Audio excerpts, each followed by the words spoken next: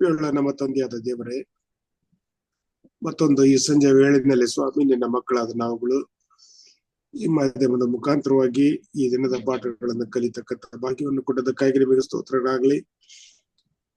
ನಿಮ್ಮ ಉಪಕಾರಗಳಿಗೆ ಅನೇಕ ವಂದನೆಗಳನ್ನು ಸಲ್ಲಿಸ್ತೇವೆ ಸ್ವಾಮಿ. ದಿನದ ಪ್ರಾರಂಭದಿಂದ ಹಿಡಿದು ದಿನ ಗಚ್ಚಿ ಹೋಗೋ ತನಕ ನಮ್ಮನ್ನು ಅದ್ಭುತವಾಗಿ ನಡೆಸಿದ್ದೀರಿ. ಈ ಸಂದರ್ಭದಲ್ಲಿ ನಮ್ಮನ್ನು ನಿಮ್ಮ ಹಸ್ತಕ್ಕೆ ಕೊಚ್ಚಿಕೊಡುತ್ತೇವೆ ಸ್ವಾಮಿ. ಈ ದಿನದ ಪಾಠಗಳನ್ನ ನಡೆಸಿಕೊಡ್ತಕ್ಕಂಥ ಬೋಧಕರ ಮೇಲೆ ನಿನ್ನ ಆಶೀರ್ವಾದವಿರಲಿ. ನಾವು ಕಲಿತಕ್ಕಂಥ ಪ್ರತಿಯೊಂದು ಪಾಠಗಳು ಸ್ವಾಮಿ ಯಾವ ಮಟ್ಟದಲ್ಲಿ ಮತ್ತು ಹೇಗೆ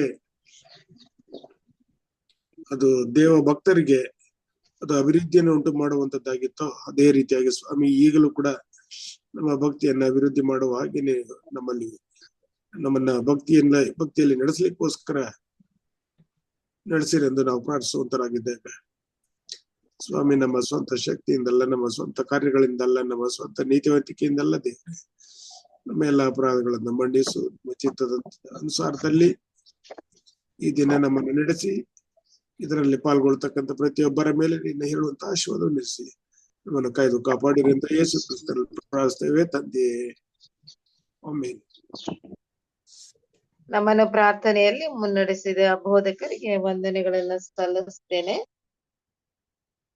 ನಮ್ಮ ಸಭಾ ಸಂಗೀತದಲ್ಲಿ 407ನೇ ಒಂದು ಕೀರ್ತನೆಯನ್ನ ಹಾಡಿಕೊಳ್ಳುವ. ಸವಿತಾ ಸಂಘ ಆಡ್ತಾ ಇದ್ದೇನೆ. ಮೆಸೇಜ್ ನಿಮ್ದೇ ಅಲ್ಲ ಫಸ್ಟ್? ಹೌದು, ನಾನೇ ಆಡ್ತೇನೆ.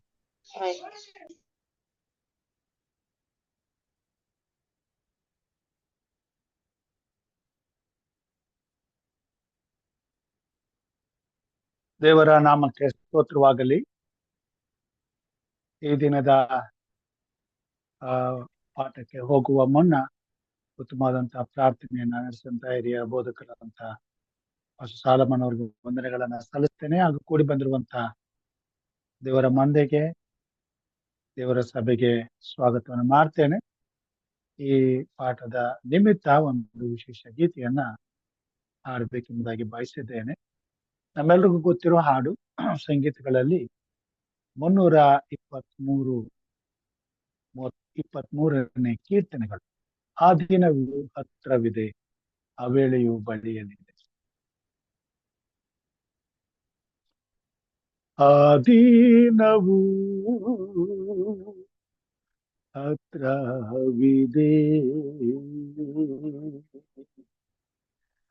ಆ ವೇಳೆಯು ಬಳಿಯಲ್ಲಿದೆ. ಕ್ಷಮೆ ಬೇಡುತ್ತಾ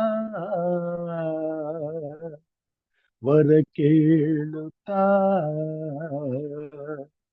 ದೇವರನ್ನು ಆಶ್ರಯಿಸು.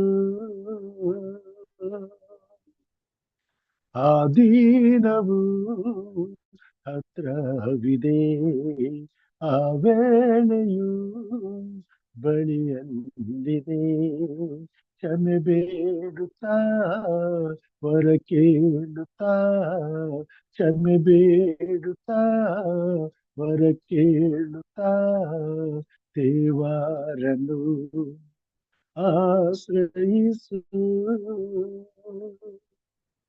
ಕರ್ತಾನು ನಿನ್ನನ್ನು ನ್ಯಾಯದ ಗಳಿಗೆಯಲ್ಲಿ ಒಂದೊಂದು ಪಾಪಕ್ಕೆ ಲೆಕ್ಕವ ಕೇಳಲು ಉತ್ತರವೇನಾಗಿದೆ. ಕರ್ತಾನು ನಿನ್ನನ್ನು ನ್ಯಾಯದ ಗಳಿಗೆಯಲ್ಲಿ ಒಂದೊಂದು ಪಾಪಕ್ಕೆ ಲೆಕ್ಕವ ಕೇಳಲು ಉತ್ತರವೇನಾಗಿದೆ. ಏನೆಂದು ನೀ ಹೇಳುವೆ, ಹಾಗೇನು ನೀ ಮಾಡುವೆ. ಆ ದಿನವು ಹತ್ರವಿದೆ, ಆ ವೇಳೆಯು ಬಳಿಯಲ್ಲಿದೆ. ಕ್ಷಮೆ ಬೇಡುತ್ತಾ ವರ ಕೇಳುತ್ತಾ, ಕ್ಷಮೆ ಬೇಡುತ್ತಾ ವರ ಕೇಳುತ್ತಾ ದೇವರನ್ನು ಆಶ್ರಯಿಸು. ಪರಲೋಕದ ರಸಾಲು ಪ್ರತ್ಯೇಕಪಡಿಸಲು ನೀನಾವ ಗುಂಪಲ್ಲಿ ಸೇರುವೆ ಮಾನುಜ, ಯೋಚನೆ ಮಾಡಿದೆಯೋ? ಪರಲೋಕದ ರಸಾಲು ಪ್ರತ್ಯೇಕಪಡಿಸಲು ನೀನಾವ ಗುಂಪಲ್ಲಿ ಸೇರುವೆ ಮಾನುಜ, ಯೋಚನೆ ಮಾಡಿದೆಯೋ? ಸ್ವರ್ಗವ ಸೇರುವೆಯೋ? ಶಿಕ್ಷೆಗೆ ಗುರಿಯಾಗುವೆಯೋ? ಆ ದಿನವು ಹತ್ರವಿದೆ, ಆ ವೇಳೆಯು ಬಳಿಯಲ್ಲಿದೆ. ಕ್ಷಮೆ ಬೇಡುತ್ತಾ ಹೊರ ಕೇಳುತ್ತಾ, ಕ್ಷಮೆ ಬೇಡುತ್ತಾ ಹೊರ ಕೇಳುತ್ತಾ, ದೇವರನ್ನು ಆಶ್ರಯಿಸು.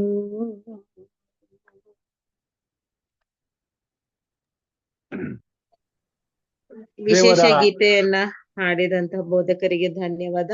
ಈ ದಿನದ ಸಭಾಶಾಲೆ ಪಾಠವನ್ನ ಕಲಿಸ್ತಕ್ಕಂಥವ್ರು ಬೋಧಕರಾದ ಎಂ ರಾಜುರವರು. ಬೋಧಕರನ್ನ ಯೇಸು ಕ್ರಿಸ್ತನ ಸುಮಧುರ ನಾಮದಲ್ಲಿ ಹೃದಯಪೂರ್ವಕವಾಗಿ ಕನ್ನಡ ಅಂತಾರಾಷ್ಟ್ರೀಯ ಸಭಾಶಾಲೆ ಕುಟುಂಬದ ಪರವಾಗಿ ಆಹ್ವಾನಿಸುವಂತಳಾಗಿದ್ದೇನೆ. ಬೋಧಕರೇ, ಇದು ನಿಮ್ಮ ಅಮೂಲ್ಯ ಸಮಯವಾಗಿದೆ. ವಂದನೆಗಳು ಸಹೋದರಿ. ಈ ದಿನದ ಪಾಠಕ್ಕೆ ಹೋಗುವ ಮುನ್ನ ಒಂದು ಪ್ರಾರ್ಥನೆಯನ್ನು ಮಾಡಿಕೊಳ್ಳೋಣ. ಮಹೋನ್ನತನಾದ ಸ್ವಾಮಿ, ಈ ದಿನಕ್ಕಾಗಿ ಸ್ತೋತ್ರ. ಪಾಠಗಳನ್ನ ಕಲಿಯುವಾಗೆ ನಿನ್ನ ಆತ್ಮನ ಮುಖಾಂತರವಾಗಿ ನಿನ್ನ ಮಕ್ಕಳಾದ ನಮ್ಮನ್ನ ಆಶೀರ್ವದಿಸಿ ನಡೆಸುತ್ತಾ ಬಂದಿದೆಯಪ್ಪ. ಇದಕ್ಕಾಗಿ ಸ್ತೋತ್ರ. ನಿನ್ನ ಸಭೆಯಾಗಿ ಕೂಡಿ ಬಂದು ನಿನ್ನ ವಾಕ್ಯಗಳನ್ನ ಧ್ಯಾನ ಮಾಡುವಾಗ ಕಲಿಬೇಕಾದಂತಹ ಪ್ರತಿಯೊಂದು ಪಾಠದಲ್ಲಿಯೂ ನಿನ್ನ ಪ್ರಸನ್ನತೆ ಇರಲಿ, ನಿನ್ನ ನಡೆಸುವಿಕೆ ಇರಲಿ. ಪವಿತ್ರಾತ್ಮ ದೇವರು ನಮ್ಮೊಟ್ಟಿಗೆ ಮಾತನಾಡಲಿ. ನಿನ್ನ ಸೇವೆ ಮಾಡುವಂತ ಎಲ್ಲ ಬೋಧಕರಗಳನ್ನ ಆಶೀರ್ವದಿಸು. ಈ ದಿನ ನನ್ನೊಟ್ಟಿಗೆ ನೀನು ಮಾತನಾಡು. ಕೂಡಿ ಬಂದಿರುವಂತಹ ಸಭೆಗೆ ನಿನ್ನ ಮಾತುಗಳನ್ನ ತಿಳಿಯಪಡಿಸು. ಮಾತಾಡುವವನು ಬೋಧಿಸುವವನು ನೀನೇ ಆಗಿದ್ದುಕೊಂಡು ಮಹಿಮೆ ಹೊಂದು. ಯೇಸು ಸ್ವಾಮಿ ಹೆಸರಿನಲ್ಲಿ ಬೇಡಿದ್ದೇನೆ ಕರ್ತನೆ, ಆಮೇನ್.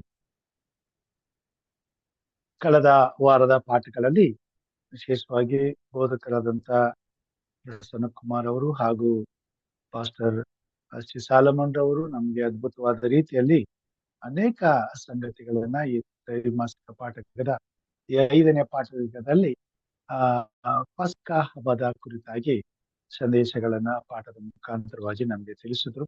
ನಿನ್ನೆ ನಾವು ಬೋಧಕರಾದಂತ ಪ್ರಸನ್ನ ಕುಮಾರ್ ಅವರ ಮುಖಾಂತರವಾಗಿ ಒಂದು ಸಂತತಿಯಿಂದ ಮತ್ತೊಂದು ಸಂತತಿಗೆ ಈ ವಿಷಯದ ಕುರಿತಾಗಿ ನಾವು ಕಲಿತೀವಿ. ಇವತ್ತು ನಾವು ದೈವಿಕ ಶಿಕ್ಷೆ ಎಂಬುವಂತ ವಿಶೇಷವಾದಂತ ಒಂದು ಪಾಠವನ್ನ ನಾವು ಕಲಿಯುವಂತರಾಗಿದ್ದೇವೆ. ಇದು ಈಗಾಗಲೇ ನಾವು ತಿಳಿದೇ ಇದ್ದೇವೆ. ವಿಮೋಚನಾ ಕಾಂಡದಲ್ಲಿ ಐಗುಪ್ತರ ದೇಶದ ಮೇಲೆ ದೇವರು ಬರಮಾಡಿದಂತಹ 10 ಉಪದ್ರವಗಳು, ದೇವರು ಮಾಡಿದಂತಹ 10 ಮಹತ್ ಕಾರ್ಯಗಳು, ಅದರಲ್ಲಿ ಕೊನೆಯದಾಗಿ ಮಾಡಿದಂತಹ 10ನೇ ಒಂದು ಉಪದ್ರವವು ಅತಿ ಘೋರವಾದದ್ದು ಮತ್ತು ಭಯಂಕರವಾದದ್ದು, ತೀಕ್ಷ್ಣವಾದದ್ದು ಮತ್ತು ಅದು ಐಗುಪ್ತ ದೇಶದ ಜನಾಂಗಕ್ಕೆ ದಂಡನೆಯನ್ನ ವಿಧಿಸುವಂಥದ್ದು, ನ್ಯಾಯ ತೀರ್ಪಿನ ಆ ಒಂದು ದಂಡನೆಯು ಆಗಿರುವಂತದ್ದು ಎಂಬುದನ್ನ ನಾವು ನೋಡುವಂತವರಾಗಿದ್ದೇವೆ. ವಿಮೋಚನ ಕಾಂಡ 12ನೇ ಅಧ್ಯಾಯ 29-30ನೇ ವಚನವನ್ನ ನಾವು ಓದಿಕೊಳ್ಳೋಣ ಇನ್ನೊಂದು ಸಾರಿ ಸತ್ಯವೇದದಲ್ಲಿ. ದಯಮಾಡಿ ಸತ್ಯವೇದ ತಂದಿರುವವರು ನನ್ನ ಸಂಗಡ ನಿಮ್ಮ ಸತ್ಯವೇದವನ್ನ ತಿರುಗಿಸಿ ಓದಿಕೊಳ್ಳಬೇಕೆಂದು ಕೇಳಿಕೊಳ್ತೇನೆ.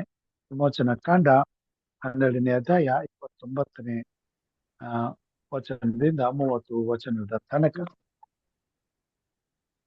ಓದ್ತೀರಾ? ವಿಮೋಚನ ಕಾಂಡ 12ನೇ ಅಧ್ಯಾಯ 29 ಮತ್ತು 30ನೇ ವಚನದ ತನಕ ನಾನು ಓದ್ತೇನೆ.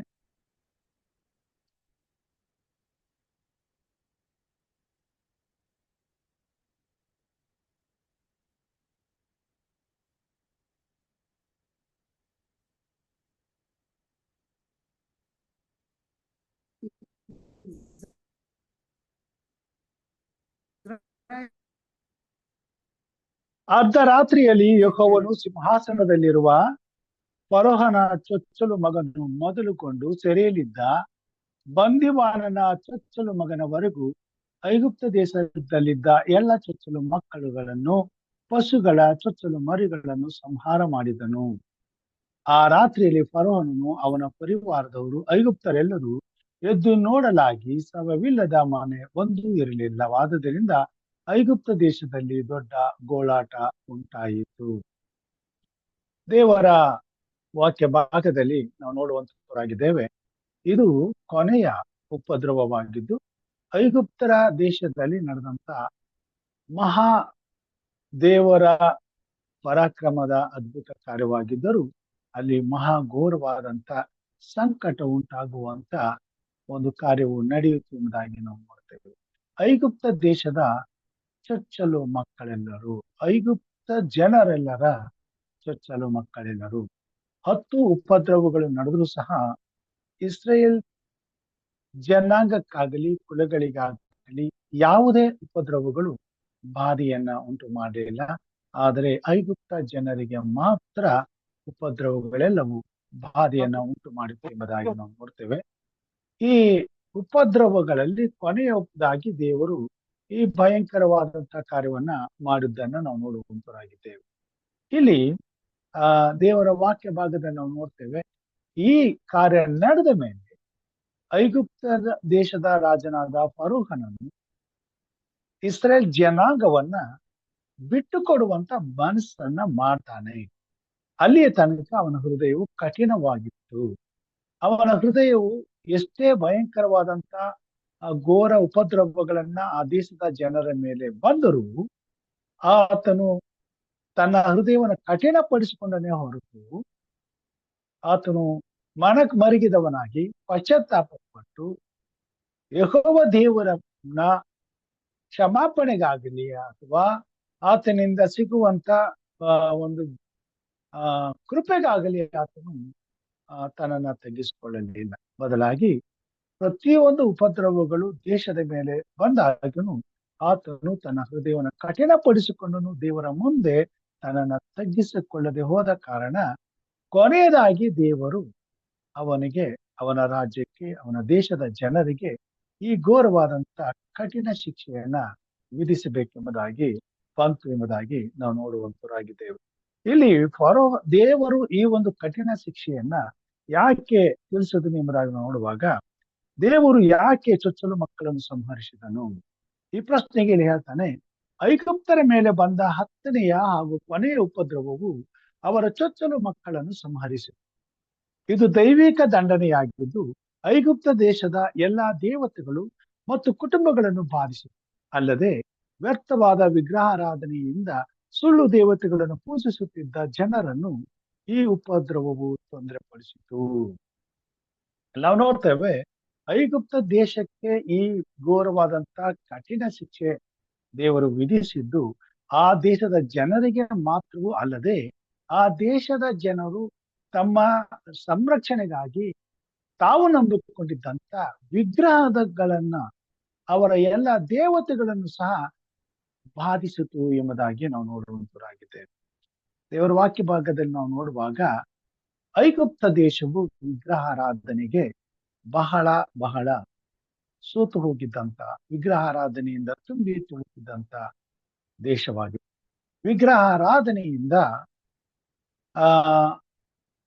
ತಮ್ಮ ಎಲ್ಲಾ ರೀತಿಯಾದಂತ ಅಭಿವೃದ್ಧಿಗೆ ತಾವು ನಂಬಿರುವಂತ ವಿಗ್ರಹಗಳ ಮತ್ತು ತಾವು ನಂಬಿರುವಂತ ದೇವತೆಗಳೇ ಕಾರಣ ಎಂಬುದಾಗಿ ಅವರು ಬಲವಾಗಿ ನಂಬಿದ್ರು ಎಂಬುದಾಗಿ ನಾವು ನೋಡ್ತೇವೆ. ಅವರು ಸುಳ್ಳು ದೇವತೆಗಳನ್ನ ಎಷ್ಟಾಗಿ ನಂಬಿದ್ರು ಎಂಬುದಾಗಿ ಹೇಳುವಾಗ, ಅವರು ಅವರ ಜೀವಿತದಲ್ಲಿ ಆಗುವಂತ ಪ್ರತಿಯೊಂದು ಒಳ್ಳೆಯ ಕಾರ್ಯಕ್ಕೂ ಒಂದೊಂದು ದೇವತೆಗಳನ್ನ ಹೆಸರನ್ನ ಇಟ್ಕೊಂಡು ಆ ದೇವತೆಗಳು ಅವರನ್ನ, ಅವರ ಜನರನ್ನ ಸಂರಕ್ಷಿಸ್ತಾರೆ ಮತ್ತು ಅವರನ್ನ ಕಾಪಾಡ್ತಾ ಇದ್ದಾರೆ. ಆ ದೇವತೆಗಳಿಂದಲೇ ತಾವು ಉದ್ಧಾರ ಆಗ್ತಾ ಇದ್ದೇವೆ ಎಂಬುದಾಗಿ ಅವರು ನಂಬಿದ್ರು ಎಂಬುದಾಗಿ ನಾವು ನೋಡ್ತೇವೆ. ಇಲ್ಲಿ ನಾವು ನೋಡ್ತೇವೆ, ಫರೋಹನನ ಅಧಿಕಾರವು ಉನ್ನತವಾಗಿತ್ತು ಹಾಗೂ ಅವನನ್ನು ಐಗುಪ್ತ ದೇಶದ ದೇವರೆಂದು ಪರಿಗಣಿಸಲಾಗಿತ್ತು. ಅವನ ಚೊಚ್ಚಲ ಮಗನನ್ನು ದೇವರ ಮಗನೆಂದು ತಿಳಿಯಲಾಗಿತ್ತು. ಎಂಥ ಮಟ್ಟಕ್ಕೆ ಸೈತಾನನು ಐಗುಪ್ತ ದೇಶದ ಜನರನ್ನ ಅವರನ್ನ ಮೋಸಗೊಳಿಸಿದ್ದನು ಎಂಬುದಾಗಿ ಹೇಳುವಾಗ, ನಂಬಿಸಿದ್ದನು ಎಂಬುದಾಗಿ ಹೇಳುವಾಗ, ಐಗುಪ್ತ ದೇಶದ ರಾಜನ ಚೊಚ್ಚಲ ಮಗನನ್ನ ದೇವರ ಮಗನೆಂಬುದಾಗಿ ಎಣಿಸಲ್ಪಟ್ಟಿತು. ನೋಡ್ರಿ, ಸತ್ಯವೇದದಲ್ಲಿ ದೇವ ಕುಮಾರನು ಎಂಬುದಾಗಿ ಹೇಳುವಾಗ ಯೇಸು ಕ್ರಿಸ್ತನಿಗೆ ಆ ಹೆಸರು, ಆ ಒಂದು ಯೋಗ್ಯತೆ, ಆ ಒಂದು ಅರ್ಹತೆ ಇತ್ತು ಎಂಬುದಾಗಿ ನಾವು ನೋಡುವಂತರಾಗಿದ್ದೇವೆ. ಇಲ್ಲಿ ಸೈತಾನನು ಫರೋನ ರಾಜನ ಚೊಚ್ಚಲ ಮಗನಿಗೆ ಆ ಸ್ಥಾನವನ್ನು ಕೊಡುವಂತನಾಗಿದ್ದಾನೆ. ಜೊತೆಗೆ ಅವರನ್ನ ಎಂಥ ಒಂದು ಕೀಳಾದ ಮಟ್ಟಕ್ಕೆ ವಿಗ್ರಹಗಳ ಮುಖಾಂತರವಾಗಿ ಅವರನ್ನ ಮೋಸಗೊಳಿಸಿದ್ರೆಂಬುದಾಗಿ ಹೇಳುವಾಗ, ಅವರ ದೇಶದಲ್ಲಿ ಇಸಿಸ್ ಎಂಬ ದೇವತೆಯು ಮಕ್ಕಳನ್ನು ರಕ್ಷಿಸುವವಳಾಗಿದ್ದಳು. ಗರ್ಭಿಣಿಯರು ಮಕ್ಕಳಿಗೆ ಜನ್ಮ ಕೊಡುವ ಸಂದರ್ಭದಲ್ಲಿ ಹೆಬೆಟ್ ಎಂಬ ದೇವತೆಯು ಗರ್ಭಿಣಿಯ ಆರೈಕೆ ಮಾಡುವಳೆಂದು ನಂಬಲಾಗಿತ್ತು. ಅಲ್ಲಿ ಅನೇಕ ದೇವತೆಗಳನ್ನ ಅವರು ಸೃಷ್ಟಿ ಮಾಡಿಕೊಂಡಿದ್ರು, ಅವರುಗಳಿಗೆ ಹೆಸರಿಟ್ಟು ಆ ಹೆಸರಿನ ಮುಖಾಂತರವಾಗಿರುವಂತ ದೇವತೆಗಳು ಅವರನ್ನ, ಅವರ ಹೆಂಡತಿಯರನ್ನ, ಅವರ ಮಕ್ಕಳನ್ನ, ಅವರ ಸಂತಾನವನ್ನ ಪ್ರತಿಯೊಂದು ವಿಷಯದಲ್ಲಿಯೂ ಅವರನ್ನ ಕಾಯುವಂತದಕ್ಕೆ ಒಂದೊಂದು ದೇವತೆಗಳನ್ನ ಮಾಡಿಕೊಂಡು ಆ ದೇವತೆಗಳ ಹೆಸರಿನಲ್ಲಿ ಅವರುಗಳು ತಮ್ಮನ್ನ ರಕ್ಷಿಸುತ್ತಾ ಇದ್ದಾರೆ ಎಂಬುದಾಗಿ ನಂಬಿದರು. ಯಾಕಂತಂದ್ರೆ 400 ವರ್ಷಗಳು ಅವರು ಮಾಡುತ್ತಿರುವಂತ ಘೋರವಾದಂತ ದೇವರಿಗೆ ವಿರುದ್ಧವಾದ ಪಾಪಕ್ಕೆ ದೇವರು ಅವರನ್ನ ದಂಡಿಸಲಿಲ್ಲ, ಅವರನ್ನ ಬಾಧಿಸಲಿಲ್ಲ.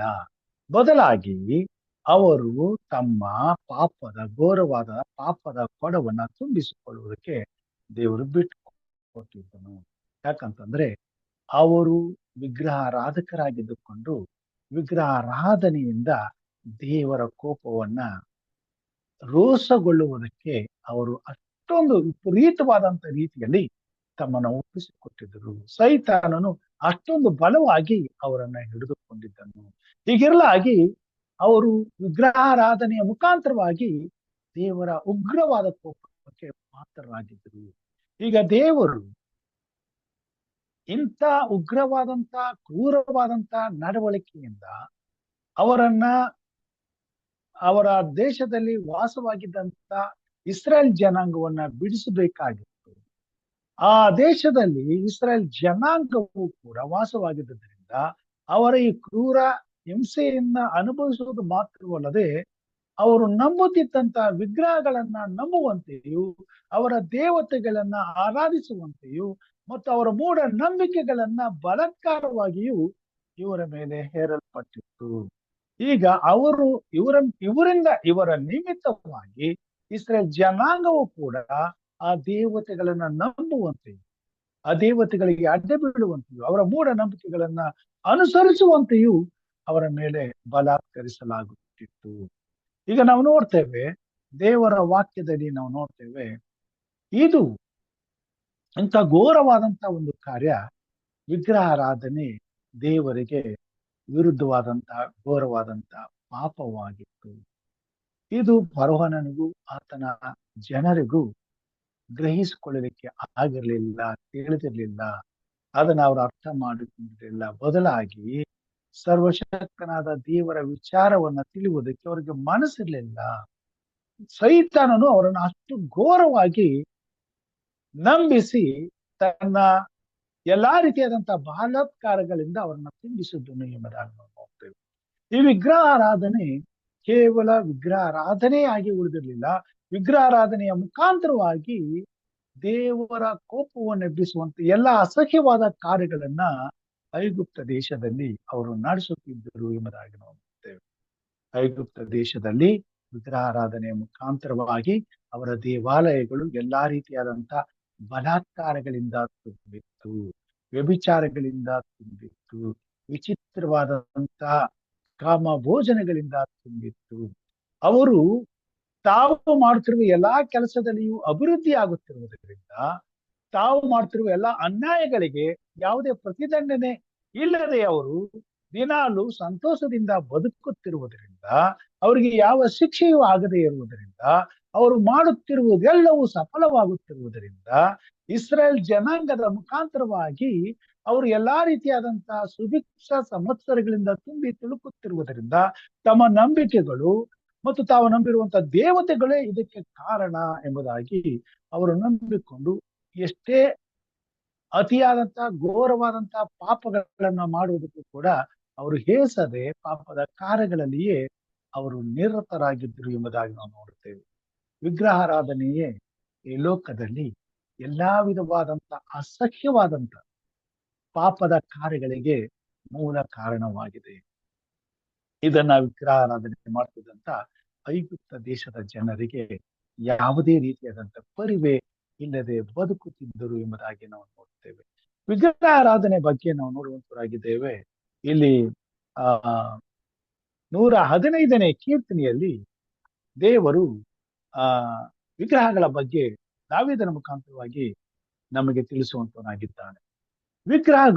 ವಿಗ್ರಹಗಳ ಪರಿಸ್ಥಿತಿ ಎನ್ನುವುದು ಅವರಿಗೆ ಅರಿವಿರಲಿಲ್ಲ. ಅರಿವಿದ್ರು ಕೂಡ ಸೈತಾನನು ಅವರನ್ನ ಅಷ್ಟೊಂದು ಘೋರವಾಗಿ ಅವರ ಕಣ್ಣುಗಳನ್ನ ಕುರುಡು ಮಾಡಿದನು. ನಾವು ನೋಡ್ತೇವೆ, ಅವರ ವಿಗ್ರಹಗಳು ಬೆಳ್ಳಿ ಬಂಗಾರದವುಗಳೇ. 4ನೇ ವಚನದಿಂದ ಅವರ ವಿಗ್ರಹಗಳು ಬೆಳ್ಳಿ ಬಂಗಾರದವುಗಳೇ, ಅವು ಮನುಷ್ಯರ ಕೈ ಕೆಲಸವಷ್ಟೇ. ಅವು ಬಾಯಿದ್ದರೂ ಮಾತಾಡುವುದಿಲ್ಲ, ಕಣ್ಣಿದ್ದರೂ ನೋಡುವುದಿಲ್ಲ, ಕಿವಿ ಇದ್ದರೂ ಕೇಳುವುದಿಲ್ಲ, ಮೂಗಿದ್ದರೂ ಮೂಸುವುದಿಲ್ಲ, ಕಾಲುಂಟು ನಡೆಯುವುದಿಲ್ಲ, ಅವಳ ಗಂಟಲಲ್ಲಿ ಶಬ್ದವೇ ಇಲ್ಲ. ಅವುಗಳನ್ನು ಮಾಡುವವರು, ಅವುಗಳಲ್ಲಿ ಭರವಸವಿಡುವವರು ಅವುಗಳಂತೆಯೇ. ನಾವು ನೋಡ್ತೇವೆ, ದೇವರು 3 ಅದ್ಭುತ ಕಾರ್ಯಗಳನ್ನ ಅಲ್ಲಿ ಮಾಡಿದಾಗ ಅಲ್ಲಿ ಅವರ ಮಾಟ ಮಂತ್ರ ಮಾಡುವಂತ ಜೋಯಿಸರು ಬಂದು ಮೋಸೆ ಮಾಡಿದಂತ ಆ ಅದ್ಭುತ ಕಾರ್ಯಗಳನ್ನ ಮಾಡಿದರು. ಇದರಿಂದ ಸೈತಾನನು ಅವರಿಗೆ ಕುಮ್ಮಕ್ಕ ಕೊಟ್ಟು ತಾನು ಅವರ ಜೊತೆ ಇದ್ದು ಅವರ ಮೂಢನಂಬಿಕೆಗಳನ್ನ ಇನ್ನಷ್ಟು ಬಲಪಡಿಸಿ ಮುಂದೆ ನಡೆಯುವಂತಹ ಉಪದ್ರವಗಳಲ್ಲಿಯೂ ಕೂಡ ಅವರು ಅದೇ ರೀತಿಯಾಗಿ ಜಯಶಾಲಿಗಳಾಗಬಹುದೆಂಬ ಮೂಢ ನಂಬಿಕೆಗೆ ಅವರನ್ನು ಒಪ್ಪಿಸಿದನು. ಹೀಗಿರುವಾಗ ಅವರು ಮೊದಲಿಂದಲೂ ಸಹ ಬಲವಾದಂತಹ ಮೂಢ ನಂಬಿಕೆಗೆ ಒಳಗಾಗಿದ್ದರು. ವಿಶೇಷವಾಗಿ ವಿಗ್ರಹಗಳು ಏನು ಅಲ್ಲ ಎಂಬತಕ್ಕಂತ ಆ ಒಂದು ಮೂಢ ನಂಬಿಕೆಯನ್ನ ಬಿಟ್ಟು ವಿಗ್ರಹಗಳಿಂದಲೇ ಎಲ್ಲವೂ ಸಾಧ್ಯ ಎಂಬುದಾಗಿ ತಾವು ನಂಬಿರುವಂತ ಸುಳ್ಳು ದೇವತೆಗಳೇ ಇದೆಲ್ಲದಕ್ಕೂ ಕಾರಣ ಎಂಬುದಾಗಿ ಅವರು ನಂಬಿಕೊಂಡಿದ್ದರು. ಹೀಗಿರುವುದರಿಂದ ಅವರು ನಂಬಿರುವಂತಹ ವಿಗ್ರಹಗಳು ಅವರಿಗೆ ಜಯವನ್ನು ಕೊಡ್ತವೆ, ಅವರಿಗೆ ಬಿಡುಗಡೆಯನ್ನು ಕೊಡ್ತವೆ, ಅವರಿಗೆ ಸಾಮರ್ಥ್ಯವನ್ನು ಕೊಡ್ತವೆ, ಅವ್ರಿಗೆ ಯಾವ ಕೇಡು ಬರೋದಿಲ್ಲ. ಅವರು ನಂಬಿರುವಂತಹ ವಿಗ್ರಹಗಳ ಮುಂದೆ ಯಾವ ದೇವರು ಇಲ್ಲ ಎಂಬುವಂತ ತೀರ್ಮಾನಕ್ಕೆ ಬಂದು ತಮ್ಮ ರಾಜ್ಯವನ್ನು, ತಮ್ಮ ದೇಶವನ್ನು, ತಮ್ಮ ರಾಜನನ್ನು ದೇವರ ಮಟ್ಟಕ್ಕೆ ತೆಗೆದುಕೊಂಡು ಹೋಗಿ ತಮ್ಮ ದೇಶವನ್ನ ಈ ವಿಗ್ರಹಗಳೇ ಕಾಪಾಡುತ್ತವೆ ಎಂಬುದಾಗಿ ಮೂಢ ನಂಬಿಕೆಯಿಂದ ಅವರು ಬದುಕುತ್ತಿದ್ದರು. ಇದಕ್ಕೆ ಇನ್ನೊಂದು ವಿಶೇಷವಾದಂತಹ ಅವರು ಅಷ್ಟೊಂದು ಬಲವಾಗಿ ಮೂಢ ನಂಬಿಕೆಗೆ ಒಳಗಾಗಬೇಕಾದ್ರೆ ಕಾರಣ ಎಂಬುದಾಗಿ ಹೇಳುವಾಗ 73ನೇ ಕೀರ್ತನೆಯಲ್ಲಿ ಅದೇ ವಿಷಯವನ್ನ ಆಶಾಪನ ಕೀರ್ತನೆಯಲ್ಲಿ ನಾವು ನೋಡುವಂತಾಗಿದ್ದೇವೆ. ಹೇಗೆ ಇವರು ಈ ವಿಗ್ರಹಗಳನ್ನ ನಂಬಿಕೊಂಡಿದ್ದರು, ಇಂಥ ಅಸಹ್ಯಕಾರದಲ್ಲಿ ನಿರತರಾಗಿದ್ರು. ಅವರು ಎಲ್ಲಾ ರೀತಿಯಾದಂತ ಸಮೃದ್ಧಿಯಿಂದ ಯಾವುದೇ ರೀತಿಯಾದಂತ ಆತಂಕ, ಭಯ, ಚಿಂತೆ, ನೋವು, ದುಃಖಗಳಿಲ್ಲದೆ ಬದುಕುತ್ತಿದ್ದರು. ಅದಕ್ಕೆ ಕಾರಣ ಏನೆಂಬುದನ್ನ ಇಲ್ಲಿ 73ನೇ ಕೀರ್ತನೆಯಲ್ಲಿ ನಾವು ಭಕ್ತನಾದಂತ ಆಶಾಪನ ಬರೆದಂತ ಕೀರ್ತನೆ ನಾವು ನೋಡ್ತೇವೆ. 2ನೇ ವಚನದಿಂದ, ಆದರೆ ನಾನು ದುಷ್ಟರ ಸೌಭಾಗ್ಯವನ್ನು ಕಂಡು ಸೊಕ್ಕಿನವರ ಮೇಲೆ ಉರುಗೊಂಡನು. ನನ್ನ ಕಾಲುಗಳು ಜಾರಿದವುಗಳೇ, ನನ್ನ ಹೆಜ್ಜೆಗಳು ತಪ್ಪಿದವುಗಳೇ. ಅವರ ಮರಣವು ನಿರ್ಬಾಧಕವಾಗಿವೆ, ಅವರ ಕಾಯವು ಕೊಬ್ಬುಳ್ಳದ್ದಾಗಿದೆ. ಮನುಷ್ಯರ ಕಷ್ಟದಲ್ಲಿ ಅವರು ಭಾಗಿಗಳಾಗುವುದಿಲ್ಲ, ಇತರರಿಗೆ ತಗುಲುವಂತೆ ಅವರಿಗೆ ಅಂಟು ರೋಗವು ತಗುಲುವುದಿಲ್ಲ. ಆದುದರಿಂದ ಅವರಿಗೆ ಗರ್ವವು ಕಂಠಮಾಲೆಯಾಗಿದೆ, ಬಲಾತ್ಕಾರವು ಉಡುಪಾಗಿದೆ. ಕೊಬ್ಬಿನಿಂದ ಅವರ ಕಣ್ಣುಗಳು ಮೇಲೆ ಅವೆ, ಅವರ ದುಷ್ಕಲ್ಪನೆಗಳು ತುಂಬಿ ತುಳುಕುತ್ತವೆ. ಹಾಸ್ಯ ಮಾಡುವವರಾಗಿ ಕೆಡುಕಿನ ವಿಷಯದಲ್ಲಿ ಮಾತಾಡಿಕೊಳ್ಳುತ್ತಾರೆ, ಬಲಾತ್ಕಾರ ನಡೆಸಬೇಕೆಂದು ಹೆಮ್ಮೆ ಕೊಚ್ಚುತ್ತಾರೆ. ತಾವು ಮೇಲು ಲೋಕದವರೋ ಎಂಬಂತೆ ದೊಡ್ಡ ಬಾಯಿ ಮಾಡುತ್ತಾರೆ. ಭೂಲೋಕದಲ್ಲೆಲ್ಲ ಅವರ ಮಾತೇ ಮುಂದು. ಆದುದರಿಂದ ಜನರು ಅವರ ಪಕ್ಷವನ್ನು ಹಿಡಿಯುತ್ತಾರೆ. ಅವರಿಗೆ ಪಾನವು ಯಥೇಚ್ಛವಾಗಿ ದೊರಕುವುದು. ದೇವರು ವಿಚಾರಿಸುವುದು ಎಲ್ಲಿ, ಪರಾತ್ಪರನ್ನು ಚಿಂತಿಸುವುದುಂಟೋ ಎಂದುಕೊಳ್ಳುತ್ತಾರೆ. ನೋಡಿರಿ, ದುಷ್ಟರು ಇಂಥವರೇ. ಅವರು ಸದಾ ಸುಖದಿಂದಿದ್ದು ಸ್ಥಿತಿವಂತರಾಗಿ ಹೋಗುತ್ತಾರೆ. ಆಶಯಪ್ಪನ ಈ ಕೀರ್ತನೆ ಐಗುಪ್ತ ದೇಶದಲ್ಲಿ 400 ವರ್ಷಗಳು ಅವರ ಜೀವಿತ ಹೇಗಿತ್ತು ಎಂಬುದನ್ನ ನಮ್ಮ ಮುಂದೆ ಬಿಚ್ಚಿರುವಂತದ್ದಾಗಿದೆ. ಇಂಥ ಸುಸ್ಥಿತಿಯಲ್ಲಿ ಅವರಿದ್ದರು. ಅವರು ಇಷ್ಟೊಂದು ಬಲಾಢ್ಯವಾಗಿ ತಮ್ಮ ಪಾಪ ಕೃತ್ಯಗಳನ್ನ ನಡೆಸಿದ್ರು ಸಹ ಅವರಿಗೆ ಯಾವ ಕೇಡು ಸಂಭವಿಸಲಿಲ್ಲ. ಅವ್ರಿಗೆ ಯಾವ ಅಪಾಯವೂ ಇರಲಿಲ್ಲ. ಅವ್ರು ಮುಟ್ಟಿದ್ದೆಲ್ಲ ಸರಿ, ಅವ್ರು ಮಾಡಿದ್ದೇ ಸರಿ, ಅವ್ರು ಏನ್ ಮಾಡಿದ್ರು ಸಫಲರಾಗ್ತಾ ಇರ್ತಿದ್ರು. ಹೀಗಿರುವಾಗ ಅವರು ಯಾವುದಕ್ಕೂ ಭಯ ಪಡಲಿಲ್ಲ. ಪರಾತ್ಪರನಾದಂತ ದೇವರ ವಿಚಾರ ಅವರ ಮನಸ್ಸಿಗೆ ಹೊಳೆಲೇ ಇಲ್ಲ. ಇದರ ಹಿಂದೆ ಸೈತಾನನು ಈ ಲೋಕವನ್ನು, ಅದರಲ್ಲಿರ್ತಕ್ಕಂಥ ಸಮಸ್ತವನ್ನು ಸೃಷ್ಟಿಸಿದಂತ ದೇವರೊಬ್ಬನಿದ್ದಾನೆ. ಆತನಿಗೆ ಈ ಲೋಕದಲ್ಲಿ ನಡೆಯುವಂತ ಪ್ರತಿಯೊಂದು ಕಾರ್ಯಗಳು ಗೊತ್ತುಂಟು. ಆತನು ಇದನ್ನೆಲ್ಲವನ್ನ ಒಬ್ಬ ಮನುಷ್ಯನಿಗೆ, ಒಬ್ಬ ವ್ಯಕ್ತಿಗೆ, ಒಬ್ಬ ರಾಜನಿಗೆ, ಒಬ್ಬ ದೇಶಕ್ಕೆ ಕೊಡುವಾಗ ದೇವರು ಅದಕ್ಕೆ ಲೆಕ್ಕ ಕೇಳ್ತಾನೆ. ಮತ್ತು ಮನುಷ್ಯನು ಯಾವುದೇ ಸ್ಥಿತಿಯಲ್ಲಿದ್ರು ತಾನು ಮಾಡಿದಂತ ಪ್ರತಿಯೊಂದು ಅಪರಾಧಕ್ಕೂ ಲೆಕ್ಕ ಕೊಡಬೇಕಾಗ್ತದೆ. ಮತ್ತು ಆತನು ಜೀವ ಸ್ವರೂಪನಾದಂತ ದೇವರು. ಆತನು ಮೂಕ ವಿಗ್ರಹಗಳಂತೆ ಏನು ಮಾಡಲಿಕ್ಕೆ ಅಸಾಧ್ಯವಾದವನ್ನಲ್ಲ ಎಂಬುವಂತ ಸತ್ಯವನ್ನ ಅವರ ಕಣ್ಣಿಗೆ ಮಣ್ಣು ಎರಚಿ, ಅವರಿಗೆ ಮರೆ ಮಾಡಿ, ಅವ್ರ ಕಣ್ಣಿಗೆ ಪಟ್ಟಿ ಕಟ್ಟಿ, ಅವ್ರ ಕಣ್ಣನ್ನು ಕುರುಡು ಮಾಡಿ, ಕುರುಡು ದೇವತೆಗಳನ್ನ ನಂಬಿ, ಸುಳ್ಳಾದ ದೇವತೆಗಳನ್ನ ನಂಬಿ, ಇಷ್ಟೊಂದು ಕಾಲ ಅವ್ರಿಗೆ ಯಾವ ಕೇಡು ಸಂಭವಿಸದ್ರಿಂದ ಅವರು ಅಷ್ಟೊಂದು ಘೋರವಾಗಿ ಇಸ್ರೇಲ್ ಜನಾಂಗವನ್ನ ನಡೆಸಿಕೊಂಡು ದೇವರ ವಿಚಾರವಾದ ಅರಿವೇ ಇಲ್ಲದೆ, ರೋಮಾಪುರ ಬರೆದ ಪತ್ರಿಕೆ 1ನೇ ಅಧ್ಯಾಯದಲ್ಲಿ ತಿಳಿಸುವ ಹಾಗೆ ಎಲ್ಲಾ ವಿಧವಾದಂತಹ ಹೇಯ ಕೃತ್ಯಗಳನ್ನ ಅವರ ವಿಗ್ರಹದ ಆಲಯಗಳಲ್ಲಿಯೇ ಮಾಡ್ತಾ ಬಂದ್ರು. ನಗ್ನ ಚಿತ್ರಗಳನ್ನ ಬಿಡಿಸಿದ್ರು, ದೇವದಾಸಿಯನ್ನ ಸೃಷ್ಟಿ ಮಾಡಿದ್ರು, ಹಗಲು ಹೊತ್ತಿನಲ್ಲಿ ವಿಚಾರ ಮಾಡಿದರು. ಎಲ್ಲಾ ರೀತಿಯಾದಂತಹ ಪಾಪ ಕೃತ್ಯಗಳನ್ನ ಬಲಹೀನರ ಮೇಲೆ ಮಾಡುತ್ತಾ ತಮ್ಮ ದುಷ್ಕೃತ್ಯಗಳನ್ನ ಹೆಚ್ಚಿಸುತ್ತಾ ಬಂದರು. ವಿಗ್ರಹ ಒಂದೇ ಇಂಥ ಒಂದು ಘೋರವಾದಂತಹ, ಕಠಿಣವಾದಂತ ಶಿಕ್ಷೆಯನ್ನ ಅವರ ಮೇಲೆ ತರುವುದಕ್ಕೆ ವಿಗ್ರಹಾರಾಧನೆ ಯಾಕೆ ಕಾರಣವಾಯಿತು ಎಂಬ ಪ್ರಶ್ನೆಗೆ ಇಲ್ಲಿ ಕೀರ್ತನೆಗಾರನು ನಮಗೆ ಉತ್ತರವನ್ನ ತಿಳಿಸುವಂತನಾಗಿದ್ದಾನೆ. ದೇವರ ವಾಕ್ಯ ನಮಗೆ ಉತ್ತರಿಸುವಂತದ್ದಾಗಿದೆ. ಅವರ ವಿಗ್ರಹಾರಾಧನೆ ಅಷ್ಟೊಂದು ಘೋರವಾಗಿತ್ತು. ಅದಕ್ಕೆ ತಕ್ಕ ದಂಡನೆಯನ್ನ ವಿಧಿಸಬೇಕಾದದ್ದು ಅವಶ್ಯವಿತ್ತು. ದೇವರು ತಾನು ಸರ್ವಶಕ್ತನು, ತಾನು ಮುಂದೆ ಬಂದು ಅನ್ಯಾಯಕ್ಕೆ ವಿರುದ್ಧವಾಗಿ ನ್ಯಾಯವನ್ನ ತೀರಿಸುತ್ತಾನೆ ಅಂತಕ್ಕಂಥ ಕಾರ್ಯವನ್ನ ಅವರಿಗೆ ಗೊತ್ತಾಗ ಮಾಡಬೇಕಾಗಿತ್ತು. ಇಲ್ಲಿ ನಾವು ನೋಡ್ತೇವೆ, ಯೆಶಾಯನು ಬರೆದಂತ ಪ್ರವಾದನೆಯಲ್ಲಿ, ದೇವರ ವಾಕ್ಯದಲ್ಲಿ ನಾವು ನೋಡ್ತೇವೆ, ಸತ್ಯವೇದದಲ್ಲಿ ಮುಂದೆ ದೇವರು ಈ ಲೋಕದಲ್ಲಿ ನಡೆಸುವಂತ ಕಾರ್ಯವನ್ನ ನಮಗೆ ತಿಳಿಸುವಂತನಾಗಿದ್ದಾನೆ. ಯೆಶಾಯನು ಬರೆದಂತ ಪ್ರವಾದನೆ 5ನೇ ಅಧ್ಯಾಯ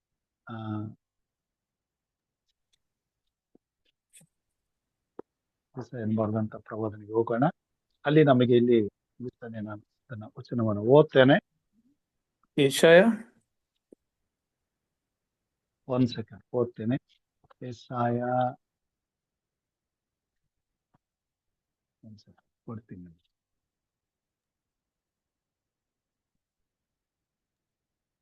19ನೇ ಅಧ್ಯಾಯ ಅಂತ ನಾನು ಅನಿಸ್ತೇನೆ. ದಯಮಾಡಿ 19.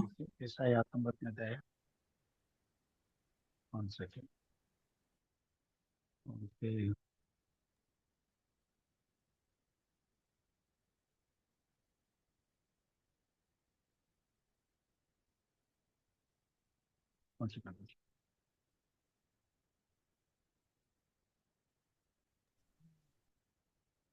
ಒಂದು ಸೆಕೆಂಡು.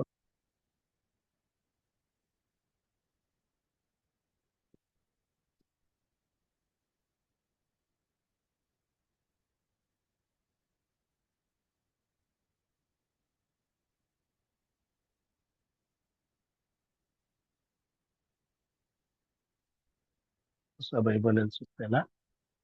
1 ಸೆಕೆಂಡ್ ಕೊಡ್ತೇನೆ.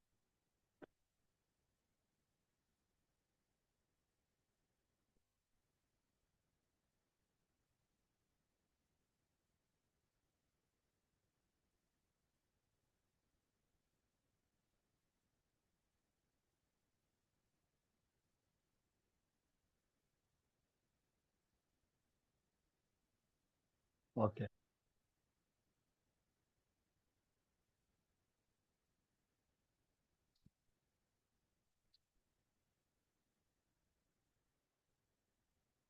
ಆ 19ನೇ ಅಧ್ಯಾಯದಲ್ಲಿ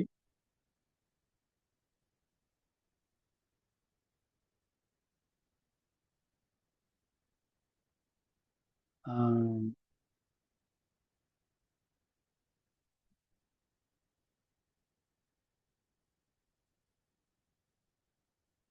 ಓಕೆ 19ನೇ ಅಧ್ಯಾಯ 1ನೇ ವಚನದಿಂದ ಓದ್ಕೊಳ್ಳೋಣ.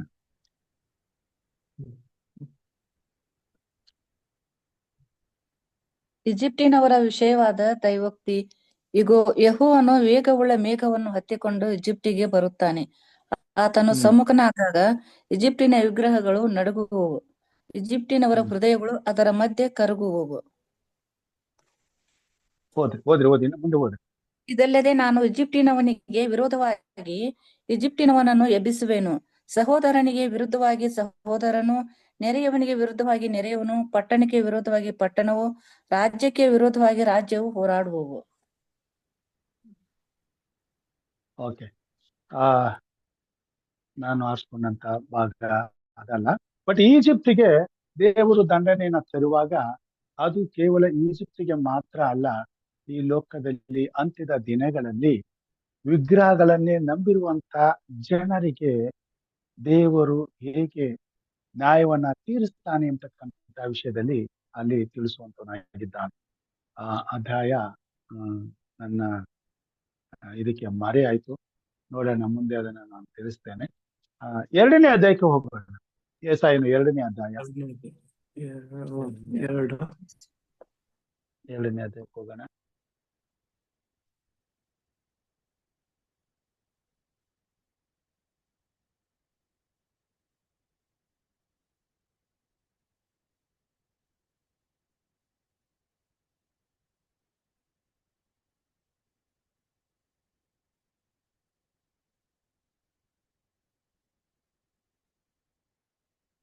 ಓಕೆ, 2ನೇ ಅಧ್ಯಾಯದಲ್ಲಿ 2ನೇ ಅಧ್ಯಾಯ 12ನೇ ವಚನದಿಂದ ಹೋಗಿ. 2ನೇ ಅಧ್ಯಾಯ ಯೆಶಾಯ 2ನೇ ಅಧ್ಯಾಯ 12ನೇ ವಚನದಿಂದ. ಸರ್ವಶಕ್ತನಾದ ಯೆಹೋವನ ದಿನವು ಗರ್ವ ಅಹಂಭಾವದಿಂದ ತುಂಬಿರುವವರ ಮೇಲೆಯೂ ತನ್ನನ್ನು ಹೆಚ್ಚಿಸಿಕೊಂಡಿರುವ ಪ್ರತಿಯೊಬ್ಬನ ಮೇಲೆಯೂ ಬರುವುದು. ಆತನು ಅವರನ್ನು ತಗ್ಗಿಸುವನು. ಮುಂದೆ ಓದ್ರಿ. ಎತ್ತರವಾಗಿ ಬೆಳೆದಿರುವ ಲೆಬನೋನಿನ ಎಲ್ಲಾ ದೇವದಾರ ವೃಕ್ಷಗಳು ಮತ್ತು ಬಾಷಾನಿನ ಎಲ್ಲಾ ಎಲಾ ಮರಗಳ ಮೇಲೆಯೂ, ಎಲ್ಲಾ ಎತ್ತರವಾದ ಪರ್ವತಗಳು, ಗುಡ್ಡಗಳು, ಎಲ್ಲಾ ಎತ್ತರವಾದ ಗೋಪುರಗಳ ಮತ್ತು ಭದ್ರವಾದ ಎಲ್ಲಾ ಗೋಡೆಗಳ ಮೇಲೆಯೂ, ಎಲ್ಲಾ ತಾರ್ಷೀಷಿನ ಹಡಗುಗಳು, ಅಂತೂ ನೋಡತಕ್ಕ ಮನೋಹರವಾದ ಎಲ್ಲಾ ನೌಕಗಳ ಮೇಲೆಯೂ ಆ ದಿನವು ತಪ್ಪದೇ ಬರುವುದು. ಜನರ ಅಟ್ಟಹಾಸವು ಕುಗ್ಗಿಸಲ್ಪಡುವುದು, ನಾಯಕರ ಗರ್ವವು ತಗ್ಗಿಸಲ್ಪಡುವುದು. ಆ ದಿನದಲ್ಲಿ ಯೆಹೋವನೊಬ್ಬನೇ ಉನ್ನತವಾಗಿರುವನು, ಆತನ ವಿಗ್ರಹಗಳನ್ನು ಸಂಪೂರ್ಣವಾಗಿ ಇಲ್ಲದಂತೆ ಮಾಡಿಬಿಡುವನು. ಯೆಹೋವನ ಭೂಮಿಯನ್ನು ಭಯಂಕರವಾಗಿ ನಡುಗಿಸಲು ಹೇಳುವಾಗ ಯೆಹೋವನಿಗೂ ಆತನ ಮಹಿಮೆಗೂ ಆತನ ಘನಕ್ಕೂ ಹೆದರಿ ಬಂಡೆಗಳ ಸಂದುಗಳಿಗೂ ಭೂಮಿಯ ಗವಿಗಳಿಗೂ ಅವರು ಸೇರಿಕೊಳ್ಳುವರು. ಆ ದಿನದಲ್ಲಿ ಮನುಷ್ಯರು ಪೂಜಿಸುವುದಕ್ಕೋಸ್ಕರ ಮಾಡಿಕೊಂಡ ತಾಮ್ರ ಬೆಳ್ಳಿಯ ವಿಗ್ರಹವನ್ನು, ಚಿನ್ನದ ವಿಗ್ರಹವನ್ನು ಇಲಿ ಬಾವಲಿಗಳಿಗಾಗಿ ಬಿಸಾಡಿ ಬಿಡುವನು. ಯೆಹೋವನು ಭೂಮಿಯನ್ನು ಭಯಂಕರವಾಗಿ ನಡುಗಿಸಲು ಹೇಳುವಾಗ ಯೆಹೋವನ ಭಯಕ್ಕೂ ಆತನ ಮಹಿಮೆಯ ಘನಕ್ಕೂ ಹೆದರಿ ಬಂಡೆಗಳ ಸಂದುಗಳಿಗೂ ಎತ್ತರವಾಗಿರುವ ಬಂಡೆಗಳ ಕಡಿದಾದ ಸ್ಥಳಗಳಿಗೂ ಅವರು ಹೋಗುವರು. ಉಸಿರು ಸಾಕು. ಇಲ್ಲ, ನಾವು ನೋಡ್ತೇವೆ ದೇವರು ತನ್ನ ಮಹಿಮಾ ಪ್ರಭಾವವನ್ನ ಈ ಲೋಕದಲ್ಲಿ ತಿಳಿಸಲಿಕ್ಕೆ ಎದ್ದು ಬರುವಾಗ ಆತನ ಪ್ರತಾಪವನ್ನ ಜನರು ಅರಿಯುವಂತೆ ಮಾಡುವಂತನಾಗಿದ್ದಾನೆ. ಇಲ್ಲಿ ಐಗುಪ್ತರ ಇಂಥ ಘೋರವಾದಂತ ಅನ್ಯಾಯಕ್ಕೆ ಪ್ರತಿದಂಡನವನ್ನ ತೀರಿಸುವಂತ ಸಮಯ ಬಂದಾಗ 430 ವರ್ಷಗಳು ಮುಗಿದ ಮೇಲೆ ಅವರಿಗೆ ಬಿಡುಗಡೆ ಆಗ್ಬೇಕಾದಂತ ಸಮಯದಲ್ಲಿ ದೇವರು ಅವರು ಮಾಡಿದಂತ ಎಲ್ಲಾ ಅನ್ಯಾಯಕ್ಕೆ ದಂಡನೆಯನ್ನ ವಿಧಿಸಲಿಕ್ಕೆ ಬಂದಾಗ ಅವರು ಮಾಡಿದಂತ ಎಲ್ಲಾ ಅಸಹ್ಯವಾದಂತ ಕಾರ್ಯಗಳಿಗೆ ಆತನ ನ್ಯಾಯ ತೀರಿಸುವಂತವನಾಗಿದ್ದಾನೆ. ಇಲ್ಲಿ ನಾವು ನೋಡ್ತೇವೆ, ದೇವರು ಕೇವಲ ವಿಗ್ರಹಾರಾಧನೆಗಾಗಿ ಮಾತ್ರ ಅಲ್ಲ, ಇವರು ಅವರನ್ನ ಬಿಟ್ಟಿ ದುಡಿಸ್ಕೊಂಡದಕ್ಕೆ ಮಾತ್ರ ಅಲ್ಲ, ವಿಗ್ರಹ ಸುಳ್ಳು ದೇವತೆಗಳನ್ನ ನಂಬಿ, ಸುಳ್ಳು ದೇವತೆಗಳನ್ನ ಆಶ್ರಯಿಸಿ, ಆ ದೇವತೆಗಳನ್ನ ತಮ್ಮನ್ನ ಸಂರಕ್ಷಿಸ್ತಾವೆ ಎಂಬುದಾಗಿ ಎಷ್ಟು ಬಲವಾಗಿ ನಂಬಿದ್ರಲ್ಲ, ಅದು ಸುಳ್ಳು ಎಂಬುದನ್ನ ಸಾಬೀತು ಮಾಡೋದಕ್ಕೆ ಮಾತ್ರವಲ್ಲದೆ, ಅವುಗಳನ್ನ ನಂಬಿದವರಿಗಾಗುವಂತ ಗತಿ ಅಂತ ಏನು ಎಂಬುದನ್ನು ಕೂಡ ತಿಳಿಸುವುದಕ್ಕಾಗಿ ದೇವರು ಈ ಕಾರ್ಯವನ್ನ ಮಾಡುವಂತನಾಗಿದ್ದಾನೆ. ಮತ್ತು ಐಗುಪ್ತ ದೇಶದ ಜನರಿಗೆ ಮಾಡಿದಂತ ಈ ಘೋರವಾದ ದಂಡನೆ ಈ ಲೋಕದ ಅಂತ್ಯದಲ್ಲಿ, ಈ ಲೋಕದಲ್ಲಿ ಆದಿಯಿಂದ ಈ ಲೋಕದ ಅಂತ್ಯದವರೆಗೂ ಸೈತಾನನ ಮೋಸಕ್ಕೆ ಬಲಿಯಾಗಿ ಐಗುಪ್ತ ದೇಶದಲ್ಲಿ ನಡೆಯುವಂತಹ ಕಾರ್ಯಗಳನ್ನೇ ನಡೆಸುತ್ತಿರುವಂತಹ ಎಲ್ಲಾ ದೇಶದ ಎಲ್ಲಾ ಜನಾಂಗಗಳ ಮೇಲೆ ದೇವರು ಎದ್ದು ಬರುವಂತವನಾಗಿದ್ದಾನೆ. ಅವರು ದೇವರಿಗೆ ಸರ್ವಶಕ್ತನಾದಂತ ದೇವರಿಗೆ ವಿರುದ್ಧವಾಗಿ ಅವರು ತಮ್ಮನ್ನ ಹೆಚ್ಚಿಸಿಕೊಂಡು ಮಾಡಿದಂತ ಪ್ರತಿಯೊಂದು ಘೋರವಾದಂತ ಕೃತ್ಯಕ್ಕೆ ತಕ್ಕ ಪ್ರತಿಫಲವನ್ನ ಅವರು ಅನುಭವಿಸಬೇಕಾಗ್ತದೆ. ಇನ್ನೊಂದ್ಸಾರಿ ನಾನು ಓದ್ತೇನೆ, 12ನೇ ವಚನದಿಂದ 2ನೇ ಅಧ್ಯಾಯ, ಏಸಾಯ ಬರೆದಂತ ಪ್ರವಾದನೆ 2ನೇ ಅಧ್ಯಾಯ 12ನೇ ವಚನದಿಂದ, ಸೇನಾಧೀಶ್ವರನಾದ ಯೆಹೋವನ ನ್ಯಾಯ ನಿರ್ಣಯ ದಿವಸವು ಗರ್ವದಿಂದ ಹೆಚ್ಚಿಸಿಕೊಂಡಿರುವ ಸಮಸ್ತಕ್ಕೂ ಸಂಭವಿಸುವುದು. ಐಗುಪ್ತ ದೇಶದ ಮೇಲೆ ನಡೆದಂತ ಈ ಒಂದು ಘೋರವಾದಂತ ಶಿಕ್ಷೆ ಇಡೀ ಲೋಕದಲ್ಲಿ ಮುಂದೊಂದು ದಿವಸ ಈ ಲೋಕದ ಅಂತ್ಯದಲ್ಲಿ ದೇವರ ನ್ಯಾಯ ತೀರ್ಪಿನ ದಿನದಲ್ಲಿ ನಡೆಯುವಂತ ಕಾರ್ಯವನ್ನ ನಮಗೆ ತಿಳಿಸುವಂತದ್ದಾಗಿದೆ. ಐಗುಪ್ತ ದೇಶದಲ್ಲಿ ನಡೆದಂತ ಪ್ರತಿಯೊಂದು ಘಟನೆ, ಇಸ್ರಾಯೇಲರ ಮೇಲೆ ನಡೆದಂತ ಪ್ರತಿಯೊಂದು ಕಾರ್ಯಗಳು ಈ ಲೋಕದಲ್ಲಿ ಅಂತ್ಯದಲ್ಲಿ ನಡೆಯುವಂತ ಕಾರ್ಯಗಳಿಗೆ ಮುನ್ಸೂಚನೆಯಾಗಿವೆ. ಮತ್ತು ಅಲ್ಲಿನ ಅನುಭವಗಳು ಈ ಲೋಕಕ್ಕೆ ಮುಂದೆ ಬರುವಂತ ಘಟನೆಗಳಾಗಿವೆ, ಮರುಕಳಿಸುವಂತಗಳಾಗಿವೆ. ಅದೇ ಪರಿಸ್ಥಿತಿಯನ್ನ ಅಂತ್ಯಕಾಲದಲ್ಲಿ ದೇವರು ಈ ಲೋಕದಲ್ಲಿ ಅದೇ ರೀತಿಯಾದಂತಹ ತನ್ನ ಕೋಪವನ್ನ ತೀರಿಸುವಂತನಾಗಿದ್ದಾನೆ. ಅದಕ್ಕೆ ಉದಾಹರಣೆಯಾಗಿ ಇಸ್ರಾಯೇಲರ ಮಧ್ಯದಲ್ಲಿ ಈ ಕಾರ್ಯವು ಈ ಲೋಕದ ಅಂತ್ಯಕಾಲದಲ್ಲಿ ಸಕಲ ಕುಲ ಭಾಷೆ ಪ್ರಜೆ ಜನಾಂಗಗಳ ಮಧ್ಯದಲ್ಲಿ ದೇವರು ನ್ಯಾಯ ತೀರಿಸುವವನಾಗಿ ಬರುವಾಗ ಯಾಕೆ ಹೇಗೆ ನ್ಯಾಯ ತೀರಿಸುತ್ತಾನೆ ಎಂಬುದಕ್ಕೆ ಉತ್ತರವಾಗಿ ಈ ಪಾಠಗಳನ್ನ ನಾವು ಕಲಿಯುವಂತರಾಗಿದ್ದೇವೆ. ಎಲ್ಲ ಪಾಪಕ್ಕೂ ಮೂಲ ಕಾರಣ ವಿಗ್ರಹಾರಾಧನೆ. ವಿಗ್ರಹಾರಾಧನೆಯ ಮುಖಾಂತರವಾಗಿ ಸೈತಾನನು ತನ್ನ ಎಲ್ಲಾ ಕುಯುಕ್ತಿಗಳನ್ನು, ತನ್ನ ಎಲ್ಲಾ ಅಸಹ್ಯವಾದ ಕಾರ್ಯಗಳನ್ನು ಈ ಲೋಕದ ಎಲ್ಲಾ ಜನಾಂಗಗಳಿಗೂ ದ್ರಾಕ್ಷಾರಸದ ರೀತಿಯಲ್ಲಿ ಕುಡಿಸಿದ್ದಾನೆ, ಅಮಲಿನಲ್ಲಿ ಏರ್ಸಿದ್ದಾನೆ. ಈ ಲೋಕದಲ್ಲಿ ಇವತ್ತಿಗೂ ಸಹ ಜನರು ತಾವು ಸುಳ್ಳು ದೇವತೆಗಳನ್ನ ಮಾಡಿಕೊಂಡು ತಮ್ಮ ಅಪರಾಧಗಳನ್ನ ಅವರು ಕ್ಷಮಿಸ್ತಾರೆ ಅಂತಕ್ಕಂಥ ಭ್ರಮೆಯಿಂದ ಅವ್ರು ಇರೋದ್ರಿಂದ ನಮ್ಗೇನು ಕೇಡಾಗೋದಿಲ್ಲ ಎಂಬುದಾಗಿ ತಿಳ್ಕೊಂಡು ಎಲ್ಲಾ ರೀತಿಯಾದಂತಹ ಪಾಪಗಳನ್ನ ಮಿತಿಮೀರಿ ಮಾಡುವಂತವರಾಗಿದ್ದಾರೆ. ಇವತ್ತು ನಮ್ಮ ದೇಶದಲ್ಲಿ ಐಗುಪ್ತ ದೇಶಕ್ಕೆ ಸಮನಾಗಿ ನಿಂತಿರುವಂತದ್ದು ನಮ್ಮ ದೇಶ ಎಂಬುದಾಗಿ ನಾವು ನೋಡಬಹುದಾಗಿದೆ. ಐಗುಪ್ತ ದೇಶದಲ್ಲಿ ನಡೆದಂತಹ ಪ್ರತಿಯೊಂದು ಅಸಹ್ಯವಾದಂತ ಕಾರ್ಯವು ವಿಗ್ರಹಾರಾಧನೆಯ ಮುಖಾಂತರವಾಗಿ ಈ ಭೂಮಿ ಮೇಲೆ ವಿಶೇಷವಾಗಿ ಎಲ್ಲಾ ದೇಶಗಳಲ್ಲಿದ್ರು ಅದರಲ್ಲೂ ನಮ್ಮ ದೇಶ ಅದಕ್ಕಿಂತ ಒಂದು ಕೈ ಮೇಲಾಗಿ ಇದೆ ಎಂಬುದಾಗಿ ನಾವು ಅಂದುಕೊಳ್ಳಬಹುದು. ಯಾಕಂತಂದ್ರೆ ನಮ್ಮ ದೇಶದ ಇತಿಹಾಸವನ್ನ ತೆಗೆದು ನೋಡಿದಾಗ ಈ ಒಂದು ವಿಗ್ರಹಾರಾಧನೆಗೆ ಇಷ್ಟೊಂದು ಮಹತ್ವವನ್ನು ಕೊಟ್ಟಂತ ದೇಶ ಇನ್ನೊಂದು ನಾವು ಕಾಣ್ಲಿಕ್ಕೆ ಇಲ್ಲ. ಎಲ್ಲ ರೀತಿಯಾದಂತ ಅಸಹ್ಯವಾದ ಕಾರ್ಯಗಳನ್ನ ಪ್ರತಿಯೊಂದು ವಿಗ್ರಹಾರಾಧನೆ ಇರುವಂತ ಆಲಯಗಳಲ್ಲಿ ನಾವು ನೋಡ್ಬೋದು, ನಿಯಮಗಳನ್ನ ನೋಡ್ಬೋದು, ಆಚಾರ ವಿಚಾರಗಳನ್ನ ನೋಡ್ಬೋದು, ಪದ್ಧತಿಗಳನ್ನ ನೋಡ್ಬೋದು. ಎಲ್ಲಾ ದೇವರಿಗೆ ವಿರುದ್ಧವಾಗಿ ನಡೆಯುವಂತ ಘೋರವಾದಂತ ಪಾಪದ ಕಾರ್ಯಗಳನ್ನೇ ದೇವರ ಹೆಸರಿನಲ್ಲಿ ಮಾಡುವವರಾಗಿದ್ದಾರೆ. ದೇವರನ್ನ ಯಜ್ಞ ಹೋಮ ಹವಳಗಳಿಂದ ತೃಪ್ತಿಪಡಿಸಿ ಕೊಲೆ ಮಾಡಿಸಿ ತುಪ್ಪದ ದೀಪವನ್ನು ಹಚ್ಚಿ ತಮ್ಮ ಪಾಪಗಳನ್ನು ಪರಿಹಾರ ಮಾಡ್ಕೊಳ್ತಾರೆ. ತಾವು ಮಾಡಿದಂತ ಕೊಲೆಯನ್ನ ಆ ದೇವರು ಮುಚ್ಚಿಬಿಡ್ತಾನೆ, ಕ್ಷಮಿಸ್ಬಿಡ್ತಾನೆ, ಅದಕ್ಕೆ ಶಿಕ್ಷೆನೇ ಇಲ್ಲ ಅನ್ನುವಂತ ಭ್ರಮೆಯಲ್ಲಿ ಇವತ್ತಿಗೂ ನಮ್ಮ ದೇಶ ತೇಲ್ತಾ ಇದೆ. ಅಂತಹದೇ ಅನ್ಯಾಯಗಳನ್ನ ಇವತ್ತಿಗೂ ಕೂಡ ನಮ್ಮ ದೇಶದಲ್ಲಿ ಕಾಣ್ತಾ ಇದ್ದೇವೆ.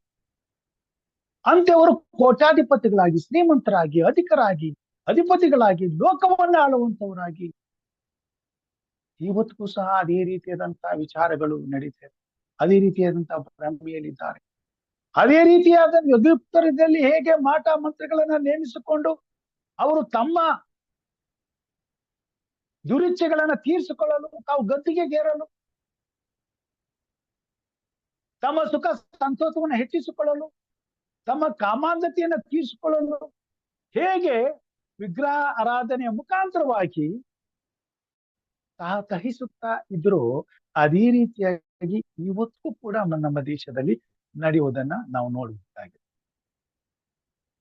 ಪ್ರಿಯ ದೇವ ಜನರೇ, ಐಗುಪ್ತ ದೇಶಕ್ಕೆ ಇಂಥ ಘೋರವಾದಂತ ನ್ಯಾಯ ದಂಡನೆಯನ್ನ ದೇವರು ವಿಧಿಸುವಾಗ ಇಂಥ ಘೋರವಾದಂತ ಪಾಪಕ್ಕೆ ಸಿಕ್ಕುವಂತ ಶಿಕ್ಷೆ ಏನೆಂಬುದನ್ನ ಐಗುಪ್ತ ದೇಶರಿಗೆ ಕೊಟ್ಟ ಹಾಗೆ ಈ ಲೋಕದಲ್ಲಿ ಇರ್ತಕ್ಕಂಥ ಪ್ರತಿಯೊಬ್ಬ ವಿಗ್ರಹಾರಾಧನೆ ಮಾಡುವಂತ, ಸೈತಾನನ ಮೋಸದ ಜಾಲಕ್ಕೆ ಸಿಕ್ಕಿ ಮೋಸ ಹೋಗಿರುವಂತ, ನಾಶನದ ಮಾರ್ಗದಲ್ಲಿರುವಂತ ಇಂಥ ಭ್ರಮೆಯಲ್ಲಿರ್ತಕ್ಕಂಥ ಸಕಲ ಕುಲ ಭಾಷೆ ಪ್ರಜೆ ಜನಾಂಗಗಳಿಗೆ ತಿಳಿಸಬೇಕಾಗಿದೆ, ಅರ್ಥೈಸಬೇಕಾಗಿದೆ. ಆ ಕಾಲದಲ್ಲಿ ಅವರಿಗೆ ಇಂಥ ಸಂದೇಶಗಳನ್ನ ತಿಳಿಸುವಂತಹ ಸಮಯವು ಒದಗಿ ಬರಲಿಲ್ಲ. ಆದ್ರೆ ಈ ಕೊನೆ ಕಾಲದಲ್ಲಿ ದೇವರು ತನ್ನ ಸಭೆಯ ಮುಖಾಂತರವಾಗಿ, ತನ್ನ ಜನರ ಮುಖಾಂತರವಾಗಿ ಐಗುಪ್ತರನ್ನ ಆಧಾರವಾಗಿಟ್ಟುಕೊಂಡು ಇತಿಹಾಸದಲ್ಲಿ ನಡೆದಂತ ಘಟನೆಗಳನ್ನ ಸಾಕ್ಷಿ ಸಮೇತವಾಗಿ ನಾವು ಸಾಬೀತು ಮಾಡುವಂತ ಅವಕಾಶವನ್ನು ಸ್ವಾಮಿ ನಮ್ಗೆ ಅವಕಾಶ ಕೊಟ್ಟಿದ್ದಾನೆ. ಇಸ್ರೇಲರ ಸದಮಲ ಸ್ವಾಮಿಯು ಸರ್ವಶಕ್ತನಾದ ದೇವರು, ಆತನೊಬ್ಬನೇ ಸ್ತುತಿಗೆ ಯೋಗ್ಯನು, ನಿರಂತರವೂ ಆತನ ಸೃಷ್ಟಿಕರ್ತನು. ಭೂಮಂಡಲದ ಆಕಾಶ ಭೂಮಿ ಸಮಸ್ತ ಜೀವಿಗಳು ಆತನೊಬ್ಬನನ್ನೇ ಆರಾಧಿಸಬೇಕು. ಈ ಭೂಮಿ ಮೇಲೆ ಸಕಲಕ್ಕೂ ಆತನೇ ಕಾರಣನಾಗಿದ್ದಾನೆ. ಆತನಿಗೆ ಭಕ್ತಿಯನ್ನು, ಭಯವನ್ನು ಸಲ್ಲಿಸಬೇಕಾದದ್ದು. ವಿಗ್ರಹಗಳು ಏನೂ ಅಲ್ಲ, ಅವುಗಳನ್ನ ನಂಬಿದವರಿಗೆ ಏನಾಯಿತು ಎಂಬುದು ಈ ಲೋಕಕ್ಕೆ ಸಾಕ್ಷಿ ಆಗ್ಬೇಕಾಗಿದೆ. ಅವುಗಳನ್ನ ನಂಬಿ ತಮ್ಮ ಹೃದಯವನ್ನ ಕಠಿಣಪಡಿಸಿಕೊಂಡು ದೇವರಿಗೂ ದೇವರ ಜನರಿಗೂ ವಿರುದ್ಧವಾಗಿ ಇದ್ದಂಥವರ ಗತಿ ಏನಾಯಿತು? ಯಾವ ವಿಗ್ರಹಗಳಿಗೆ ತಮ್ಮ ಮಕ್ಕಳನ್ನ ಬಲಿಯಾಗಿ ಆಹುತಿ ಕೊಟ್ಟು ಅದರಿಂದ ತೃಪ್ತಿ ಪಟ್ಟಿದ್ರು, ಅವರ ಚೊಚ್ಚಲು ಮಕ್ಕಳನ್ನ ಕೊಲ್ಲುವಾಗ ದೇವರು ಪ್ರತಿದಂಡನೆಯನ್ನ ತೀರಿಸುವಂತನಾಗ್ತಾನೆ. ಅದೇ ಘೋರವಾದಂತ ಶಿಕ್ಷೆಯಿಂದ ಅವರಿಗೆ ಪಾಠವನ್ನ ಕಲಿಸ್ತಾನೆ. ಈ ಲೋಕದಲ್ಲಿ ದೇವರ ನ್ಯಾಯ ತೀರ್ಪು ಬರುವಾಗ ಪ್ರತಿಯೊಬ್ಬರು ಮಾಡದಂತ ಪ್ರತಿಯೊಂದು ಪಾಪಕ್ಕೂ ಘೋರವಾದಂತ ಪ್ರತಿದಂಡನೆ ಏನು ಎಂಬುದನ್ನ ಈ ಪಾಠದ ಮುಖಾಂತರವಾಗಿ ಸ್ವಾಮಿಯನ್ನು ತಿಳಿಸಿಕೊಡುವಂತನಾಗಿದ್ದಾರೆ. ಈ ಲೋಕದಲ್ಲಿ ದೇವರು ಈ ಕೊನೆ ಕಾಲದಲ್ಲಿ ತಾನು ಮಾಡಲಿಕ್ಕೆ ಹೋಗುವಂತ ಕಾರ್ಯವನ್ನ ಐಗುಪ್ತ ಜನರ ಮುಖಾಂತರವಾಗಿ ಅದನ್ನ ಮಾಡಿ, ಅದನ್ನ ಸಾಂಕೇತಿಕವಾಗಿ ಈ ಭೂಮಿ ಮೇಲೆ ಕೊನೆಯ ಕಾಲದಲ್ಲಿ, ಅಂತ್ಯ ಕಾಲದಲ್ಲಿ ಬದುಕುತ್ತಿರುವಂತ ದೇವ ಜನರು ಈ ಸತ್ಯವನ್ನ ಈ ಲೋಕದ ಕಟ್ಟ ಕಡೆಗೆ ಸಾರಿ ಹೇಳಬೇಕಾಗಿದೆ. ಜೊತೆಗೆ ಐಗುಪ್ತದಲ್ಲಿ ಇದ್ದಾಗ ಇಸ್ರೇಲರು ಇದನ್ನೆಲ್ಲ ಕಣ್ಣಾರೆ ಕಂಡು ಅನುಭವಿಸಿದ ಮೇಲೆ ಮುಂದೆ ಸರ್ವಶಕ್ತನಾದಂತ ದೇವರನ್ನ ಭಕ್ತಿಯಿಂದಲೂ ಭಯದಿಂದಲೂ ಅವರು ಆರಾಧಿಸುವುದಕ್ಕೆ ತಮ್ಮನ್ನ ಒಪ್ಪಿಸಿಕೊಡಬೇಕಾಗಿತ್ತು. ಈ ಕಾರಣದಿಂದ ಅವರಿಗೆ ಈ ದಂಡನೆಯನ್ನ ಅವ್ರ ಕಣ್ಣೆದುರಿಗೆ ನಡೆಯುವಾಗೆ ಮಾಡುವಂತನಾಗಿದ್ದಾನೆ. ಇದು ಅವರಿಗಾದಂತ ಅನುಭವಗಳು ಈ ಕೊನೆ ಕಾಲದಲ್ಲಿ ಇರ್ತಕ್ಕಂಥ ನಮ್ಮ ಜೀವಿತದಲ್ಲಿ ಇತ್ತು. ಅವುಗಳನ್ನ ಸಾಕ್ಷಿ ಸಮೇತವಾಗಿ ನಮ್ಮ ಕೈಗೆ ಕೊಟ್ಟು ನಾವು ಅದರ ಮೇಲೆ ನಂಬಿಕೆ ವಿಶ್ವಾಸವಿಟ್ಟು ಮುಂದೆ ದೇವರು ಮಾಡುವಂತ ಕಾರ್ಯಗಳ ಮೇಲೆ ಭರವಸೆವಿಟ್ಟು ಆತನ ಈ ಸತ್ಯದ ಸುವಾರ್ತೆಯನ್ನ, ಈ ಲೋಕಕ್ಕೆ ಬರುವಂತ ದಂಡನೆಯನ್ನ, ಅದಕ್ಕೆ ಕಾರಣವನ್ನ ಈ ಲೋಕದ ಜನರಿಗೆ ನಾವು ಸಾರಿ ಸಾರಿ ಹೇಳಬೇಕಾಗಿದೆ. ಸರ್ವಶಕ್ತನಾದಂತ ದೇವರ ಸಾಕ್ಷಿಗಳು ನಾವಾಗಿದ್ದೇವೆ. ಈ ಕೊನೆ ಕಾಲದಲ್ಲಿ ದೇವರು ಈ ಸತ್ಯವನ್ನ ಮತ್ತೆ ಮತ್ತೆ ನಮಗೆ ಸಾರಿ ಸಾರಿ ಯಾಕೆ ತಿಳಿಸ್ತಾನೆ ಎಂಬುದಾಗಿ ಹೇಳುವಾಗ, ಐಗುಪ್ತ ದೇಶದಲ್ಲಿ ನಡೆದಂತ ಈ ಘಟನೆ ಈ ಲೋಕದಲ್ಲಿ ಕೊನೆಗೆ ಅಂತ್ಯಕಾಲದಲ್ಲಿ ನಡೆಯುವಂತದ್ದಾಗಿದೆ. ಅದನ್ನೇ ತಾನೇ ಈ ಪಾಠಗಳಲ್ಲಿ ನಮಗೆ ತಿಳಿಸ್ತಾನೆ. ದೈವಿಕ ಶಿಕ್ಷೆ ಏನು, ಅದು ಹೇಗಿರ್ತದೆ ಈ ವಿಷಯದಲ್ಲಿ ಶ್ರೀಮತಿ ವೈಟಮ್ಮನವರು ಪ್ರಿಕಾಷನ್ ಪಾಪೆಟ್ ಪುಸ್ತಕದಲ್ಲಿ ಪ್ಯಾಸ್ ಓವರ್ ಎಂಬ ಅಧ್ಯಾಯದಲ್ಲಿ ಹೀಗೆ ಹೇಳುತ್ತಾರೆ. ಐಗುಪ್ತ ದೇಶದಂತ ಜನರ ಅಹಂಕಾರ ಮುರಿಯಿತು. ಚೊಚ್ಚಲು ಮಕ್ಕಳನ್ನು ಕಳೆದುಕೊಂಡ ಜನರ ಗೋಳಾಟ ದೇಶದಾದ್ಯಂತ ಕಂಡು ಬಂದಿತು. ಫರೋಹ ರಾಜ, ಅವನ ಆಸ್ಥಾನಿಕರು, ರಾಜ ಪರಿವಾರದವರ ಮುಖವು ಬಿಳಿಸಿಕೊಂಡಿತ್ತು. ಈ ಭಯಂಕರ ದುರಂತದಿಂದ ಅವರು ನಡುಗಿ ಹೋದರು. ಇದು ಸಾಕ್ಷಿಯಾಗಿದೆ, ಇವತ್ತು ನಮ್ಮ ಕೈಯಲ್ಲಿದೆ. ಮುಂದೆ ಇಂಥ ಕಾರ್ಯಗಳು, ಇದೇ ರೀತಿಯಾದಂತಹ ದೇವರ ಮಹತ್ ಕಾರ್ಯಗಳು ಈ ಭೂಮಿ ಮೇಲೆ ನಡೆಯುವಂತದ್ದಾಗಿದೆ. ಫರೋಹನ ಅಧಿಕಾರವು ಉನ್ನತವಾಗಿತ್ತು ಹಾಗೂ ಅವನನ್ನು ಐಗುಪ್ತ ದೇಶದ ದೇವರೆಂದು ಪರಿಗಣಿಸಲಾಗಿತ್ತು. ಅವನ ಚೊಚ್ಚಲ ಮಗನನ್ನು ದೇವರ ಮಗನೆಂದು ತಿಳಿಸಲಾಗಿತ್ತು. ಇಸಿಸ್ ಎಂಬ ದೇವತೆಯು ಮಕ್ಕಳನ್ನು ರಕ್ಷಿಸುವಳಾಗಿದ್ದಳು. ಗರ್ಭಿಣಿಯರು ಮಕ್ಕಳಿಗೆ ಜನ್ಮ ಕೊಡುವ ಸಂದರ್ಭದಲ್ಲಿ ಹೇಬೆಟ್ ಎಂಬ ದೇವತೆಯು ಗರ್ಭಿಣಿಯ ಆರೈಕೆ ಮಾಡುವಳೆಂದು ನಂಬಲಾಗಿತ್ತು. ಮಿನ್ ಎಂಬುದು ಸಂತಾನೋತ್ಪತ್ತಿ ದೇವತೆಯಾಗಿತ್ತು. ಇವುಗಳಲ್ಲದೆ ಫಲವಂತಿಕೆಗೆ ಸಂಬಂಧಪಟ್ಟಂತೆ ಇನ್ನೂ ಅನೇಕ ದೇವತೆಗಳಿದ್ದವು. ಆದರೆ ಜೀವ ಸ್ವರೂಪನಾದ ದೇವರ ಮುಂದೆ ಈ ದೇವತೆಗಳು ಶಕ್ತಿ ಕಳೆದುಕೊಂಡಿದ್ದವು. ಇವತ್ತು ನಮ್ಮ ದೇಶದಲ್ಲಿ ಎಷ್ಟು ದೇವತೆಗಳಿಲ್ಲ. ಊರ ದೇವತೆ 12 ತಿಂಗಳು 12 ಹಬ್ಬಗಳನ್ನ ಆಚರಿಸ್ತಾರೆ. 3 ಕೋಟಿ ದೇವತೆಗಳನ್ನ ಮಾಡಿಕೊಂಡಿದ್ದಾರೆ. ಇವರೆಲ್ಲರೂ ಇವರು ಮಾಡಿಕೊಂಡಿರುವಂತಹ ತಮ್ಮ ಲಾಭಕ್ಕಾಗಿ, ತಮ್ಮ ಸ್ವಸುಖಕ್ಕಾಗಿ, ತಮಗೆ ಶಿಕ್ಷೆಯನ್ನ ಬರಲಾರದೆ ಈ ದೇವತೆಗಳು ಕಾಪಾಡುತ್ತವೆ ಅಂತಕ್ಕಂಥ ಮೂಢನಂಬಿಕೆಯಿಂದ ಬದುಕುವುದಕ್ಕಾಗಿ ತಾವೇ ಸೃಷ್ಟಿ ಮಾಡಿಕೊಂಡಿರ್ತಕ್ಕಂಥ ದೇವತೆಗಳು. ಅದನ್ನು ತಾನೇ ಮಾಡಿಕೊಂಡಿದ್ರು. ಆದ್ರೆ ಮುಂದೆ ನಡೆಯುವಂತ 7 ಉಪದ್ರವಗಳಲ್ಲಿ ಒಂದನ್ನೂ ಸಹ ಅವರು ಮಾಡಿಕೊಂಡಿದ್ದಂತಹ ದೇವತೆಗಳು ಅವರನ್ನ ಕಾಪಾಡ್ಲಿಕ್ಕೆ ಸಾಧ್ಯವಿಲ್ಲ. ಹಾಗೆ ಈ ಲೋಕದಲ್ಲಿ ಮನುಷ್ಯರು ಎಷ್ಟೇ ದೇವತೆಗಳನ್ನ ತಾವು ಸೃಷ್ಟಿ ಮಾಡಿಕೊಂಡಿದ್ರು ದೇವರು ಕೊನೆಗೆ ವಿಧಿಸುವಂತ ನ್ಯಾಯ ದಂಡನೆಯಲ್ಲಿ ಅವರು ತಪ್ಪಿಸ್ಕೊಳ್ಳಕ್ಕಾಗುವುದಿಲ್ಲ. ಅವರು ನಂಬಿರುವಂತ ಯಾವ ದೇವತೆಗಳು ಕೂಡ ಅವರನ್ನ ಕೈ ಹಿಡಿಯುವುದಿಲ್ಲ. ಬದಲಾಗಿ ಆ ದಿನ ಬಂದಾಗ ಐಸಾಯನ ಬರೆದ ಪ್ರವಾದನೆ 7ನೇ ಅಧ್ಯಾಯದಲ್ಲಿ ತಿಳಿಸುವಾಗ ಅವರು ತಮ್ಮ ವಿಗ್ರಹಗಳನ್ನ ಕಲ್ಲು ಕಪಟಿಗಳಿಗೆ ಬಿಸಾಡ್ಬಿಟ್ಟು ಬಂಡೆಗಳ ಸಂದಿಗೂ ಗೆವಿಗಳ ಸಂದಿಗೂ ಹೋಗಿ ಬಚ್ಚಿಟ್ಕೊಳ್ಳೋದಕ್ಕೆ ಪ್ರಯತ್ನ ಮಾಡ್ತಾರೆ. ಇದು ಅಂತ್ಯದ ದಿನದಲ್ಲಿ ನಡೆಯುವಂತ ಘೋರವಾದಂತ ದಂಡನೆಯ ಅನುಭವ. ಅದಕ್ಕೆ ಈ ಲೋಕ ಸಿದ್ಧವಾಗಬೇಕಾಗಿದೆ. ಆದರೆ ದೇವರು ಲೋಕದ ಮೇಲೆ ಎಷ್ಟೋ ಪ್ರೀತಿಯನ್ನಿಟ್ಟು ತನ್ನ ಒಬ್ಬನೇ ಮಗನನ್ನು ಕೊಟ್ಟರು. ಆತನು ಸೃಷ್ಟಿಸುವಂತ ಪ್ರತಿಯೊಬ್ಬ ಮಗನು ಆತನ ಮಕ್ಕಳೇ. ಐಗುಪ್ತರಾಗಲಿ, ಭಾರತ ದೇಶವಾಗಲಿ, ಬಾಬೆಲ್ ದೇಶವಾಗಲಿ, ಅಮೆರಿಕ ಆಗಲಿ ಅಥವಾ ಯುರೋಪ್ ಆಗಲಿ, ಯುಕ್ರೇನ್ ಆಗಲಿ, ಯಾವುದೇ ದೇಶವಾಗಲಿ, ಎಲ್ಲಾ ಮನುಷ್ಯರು ದೇವರ ಕೈಯಿಂದ ಸೃಷ್ಟಿಯಾಗುವಂಥವು. ಒಬ್ಬನಾದರೂ ನಾಶವಾಗಬಾರದೆಂಬ ಉದ್ದೇಶದಿಂದ ದೇವರು ಈ ಕೊನೆ ಕಾಲದಲ್ಲಿ ಈ 3 ದೂತರ ಸಂದೇಶವನ್ನ ಐಗುಪ್ತರ ಜೀವಿತದಲ್ಲಿ ನಡೆದಂತ ಈ ಘೋರವಾದಂತಹ ದೇವ ಶಿಕ್ಷೆಯನ್ನ ಸಾಕ್ಷಿಯಾಗಿಟ್ಟುಕೊಂಡು ಈ ಲೋಕದ ಜನರನ್ನ ದೈವ ಕೋಪದಿಂದ ಬಿಡಿಸಿ ದೇವರ ಪ್ರೀತಿಯ ಕೃಪೆಯ ಹಸ್ತಕ್ಕೆ ಅವನ್ನ ಕರ್ಕೊಂಡು ತಂದು ಅವರಿಗಾದಂತ ಶಿಕ್ಷೆಯಿಂದ ಇವರನ್ನ ತಪ್ಪಿಸಿ ಯೇಸು ಕ್ರಿಸ್ತನ ಶಿಲುಬೆಯ ಮರಣದ ಕೃಪೆಯಿಂದ ಬಿಡುಗಡೆಯನ್ನು ಅವರು ಹೊಂದಿಕೊಳ್ಳುವ ಹಾಗೆ ಪಶ್ಚಾತ್ತಾಪ ಪಡುವ ಹಾಗೆ ಯಾವ ಐಗುಪ್ತ ದೇಶದ ರಾಜನು ಪಶ್ಚಾತ್ತಾಪ ಪಡಲಿಲ್ಲವೋ ಆ ಪಶ್ಚಾತ್ತಾಪವನ್ನ ಇವತ್ತು ದೇಶದ ರಾಜರುಗಳು, ಅಧಿಪತಿಗಳು, ನಾಯಕರುಗಳು ಪಡಲಿಕ್ಕಾಗುವಂತೆ ಈ ಕೊನೆ ಕಾಲದಲ್ಲಿ ಅಪಾರವಾದ ಕೃಪೆಯನ್ನು ಕೊಟ್ಟು ಈ ಪಾಠಗಳ ಮುಖಾಂತರವಾಗಿ ನಮ್ಮನ್ನು ಎಚ್ಚರಿಸುವಂತವನಾಗಿದ್ದಾರೆ. ಹೋಗಿ ಸಾರಿರಿ, ಸಕಲ ಕುಲ ಭಾಷೆ ಪ್ರಜೆ ಜನಾಂಗಗಳಿಗೆ ಜಗತ್ತಿಗೆಲ್ಲ ಈ ಸುವಾರ್ತೆಯನ್ನ ಸಾರಿರಿ ಎಂಬುದಾಗಿ ತಿಳಿಸುವಂತವನಾಗಿದ್ದಾರೆ. ಯೆಹೋವನ ಸ್ತೋತ್ರಕ್ಕೆ ಇಸ್ರಾಯೇಲರು ಜಯಗೀತೆ ಹಾಡಿದರು. ಆಗ ಮೋಸೆ, ಯೆಹೋವನೇ, ದೇವರುಗಳಲ್ಲಿ ನಿನ್ನ ಸಮಾನನು ಯಾವನು? ಪರಿಶುದ್ಧತ್ವದಿಂದ ಸರ್ವೋತ್ತಮನು, ಪ್ರಖ್ಯಾತ ಕೃತ್ಯಗಳನ್ನು ಮಾಡುವುದರಿಂದ ಭಯಂಕರನು, ಅದ್ಭುತಗಳನ್ನು ನಡೆಸುವವನು ಆಗಿರುವ ನಿನಗೆ ಸಮಾನನು ಎಲ್ಲಿ ಎಂದು ಹಾಡಿದನು. ಅವನ ಮಾವನಾದ ಇಸ್ರೋನನು ಅನಂತರ ಯಾವ ವಿಷಯದಲ್ಲಿ ಐಗುಪ್ತರು ಗರ್ವ ಪಡುತ್ತಿದ್ದರೋ ಆ ವಿಷಯದಲ್ಲಿ ಅವರನ್ನು ತಗ್ಗಿಸಿದ್ದರಿಂದ ಯೆಹೋವನೇ ಎಲ್ಲಾ ದೇವರುಗಳಿಗಿಂತ ದೊಡ್ಡವನೆಂದು ಈಗ ತಿಳಿದುಕೊಂಡಿದ್ದೇವೆ ಅಂದನು.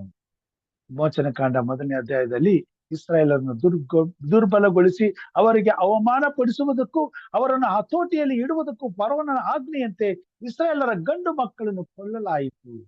ಈಗ ದೇವರು ಐಗುಪ್ತರ ಚೊಚ್ಚಲ ಮಕ್ಕಳನ್ನು ಸಂಹರಿಸುವುದರ ಮೂಲಕ ಅವರಿಗೆ ನ್ಯಾಯವಾದ ದಂಡನೆ ನೀಡಿದನು. ಅವರು ಏನು ಬಿತ್ತಿದರೋ ಅದನ್ನೇ ಅವರು ಕೊಯ್ಯಬೇಕಾಯಿತು. ಪ್ರಿಯ ದೇವ ಜನರೇ, ಈ ಭೂಮಿ ಮೇಲೆ ಮನುಷ್ಯ ತಾನು ಏನನ್ನ ಬಿತ್ತುತ್ತಾನೆ ಅದನ್ನ ಕೊಯ್ತಾನೆ. ಆದ್ರೆ ತಾನು ಬಿತ್ತುವಾಗ ಅವನು ಮೋಸ ಹೋಗಿದ್ದಾನೆ ಅಂತಕ್ಕಂಥ ಅರಿವು ಅವನಿಗುಂಟಾಗಬೇಕಾಗಿದೆ. ಸೈತಾನನು ಈ ಲೋಕದ ಅಧಿಪತಿಯಾಗಿ ಈ ಲೋಕದಲ್ಲಿರುವಂತ ಎಲ್ಲಾ ಜನರನ್ನ ಮರಳುಗೊಳಿಸಿ ದೇವರ ವಿರುದ್ಧವಾದಂತ ಐಗುಪ್ತರ ಪಾಪಗಳನ್ನೇ ಇವತ್ತು ಮಾಡುವಂತವರಲ್ಲಿ ಪ್ರೇರೇಪಿಸುತ್ತಿದ್ದಾನೆ. ಐಗುಪ್ತರಿಗಾದಂತ ಘೋರವಾದ ಶಿಕ್ಷೆಯನ್ನ ಈ ಲೋಕದ ಎಲ್ಲಾ ಜನರು ದೇವರ ಮಹಾ ನ್ಯಾಯ ತೀರ್ಪಿನ ದಿನದಲ್ಲಿ ಆ ದಂಡನೆಯಲ್ಲಿ ಅವರು ಅನುಭವಿಸಬೇಕಾಗಿದೆ. ನಾವು ನೋಡ್ತೇವೆ, ನಮ್ಮ ನಿರ್ಧಾರಗಳು ಹಾಗೂ ಅವುಗಳನ್ನು ಜಾರಿ ಮಾಡುವ ಕಾರ್ಯಗಳಿಂದ ಪರಿಣಾಮಗಳು ಉಂಟಾಗುತ್ತವೆ. ನಮ್ಮ ತಪ್ಪು ನಿರ್ಧಾರದಿಂದ ನಾವು ಮಾತ್ರವಲ್ಲ, ಕೆಲವು ವೇಳೆ ಇತರರು ಹಾಗೂ ನಮ್ಮ ಕುಟುಂಬದವರು ಸಹ ಅದರ ಪರಿಣಾಮಗಳನ್ನು ಎದುರಿಸಬೇಕಾಗುತ್ತದೆ. ಇದು ನೋವಿನ ವಿಷಯವಾದರೂ ಸತ್ಯವಾದ ಸಂಗತಿ. ಇದು ಪಾಪದ ಸ್ವಭಾವವಾಗಿದೆ. ಇಸ್ರಾಯೇಲರು ಅಲ್ಲಿಂದ ಬಂದು ಐಗುಪ್ತರ ಮಾರ್ಗಗಳನ್ನೇ ಅನುಸರಿಸುವುದು. ಈ ಲೋಕದಲ್ಲಿ ಇಂಥ ಘೋರವಾದ ಪಾಪದ ಕಾರ್ಯಗಳ ನಡುವೆ ದೇವ ಜನಾಂಗದವರಾದ ನಾವು ಸಹ ಇದ್ದೇವೆ. ದೇವರ ಸಭೆ ಇದೆ. ನಮ್ಮ ಆಚಾರ ವಿಚಾರ ನಡವಳಿಕೆ ನಮ್ಮ ತತ್ವ ಏನಾಗಿದೆ? ನಾವು ಲೋಕಕ್ಕೆ ಬೆಳಕಾಗಿದ್ದೇವೆ. ನಮ್ಮ ದೇವರು ಸರ್ವಶಕ್ತನು. ಆತನ ಪರಾಕ್ರಮವನ್ನ ಈ ಲೋಕದಲ್ಲಿ ನಾವು ಜನರಿಗೆ ತೋರಿಸ್ಕೊಡ್ಬೇಕಾಗಿದೆ. ಬದಲಾಗಿ ನಾವು ಅವರಂತೆ ಆಗಿ ಅವರ ಪಾಪದ ಕಾರ್ಯಗಳಲ್ಲಿ ನಾವು ಕೂಡ ಪಾಲು ಹೊಂದಿ ಐಗುಪ್ತರಿಗಾದಂತಹ ದಂಡನೆಗಳನ್ನ ನಾವು ಅನುಭವಿಸುವುದು ದೇವರ ಚಿತ್ತವಲ್ಲ.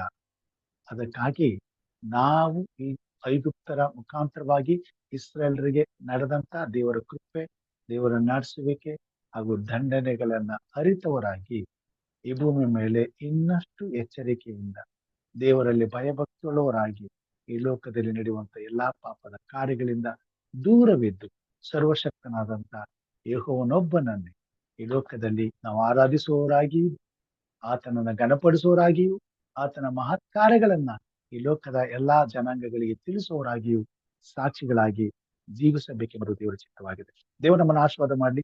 ಅದಕ್ಕಾಗಿ ಈ ಪಾಠವನ್ನ ನಮ್ಮ ಮುಂದೆ ಇಟ್ಟಿದ್ದಾನೆ. ನಾಳೆ ನಾವು ಸಹ ಅಂತ ಪಾಪದಲ್ಲಿ ಪಾಲು ಹೊಂದದೆ, ಅಂತ ಘೋರವಾದ ಪಾಪದಲ್ಲಿ ಸಿಕ್ಕಿಕೊಂಡಿರುವಂತಹ ದೇವ ಜನರನ್ನು ಹಾಗೂ ಇತರ ಎಲ್ಲ ಜನಾಂಗಗಳನ್ನು ಬಿಡಿಸಿ ದೇವರ ಕೃಪಾಸ್ತಕ್ಕೆ ತರಬೇಕಾದದ್ದು ನಮ್ಮ ಕರ್ತವ್ಯವಾಗಿದೆ.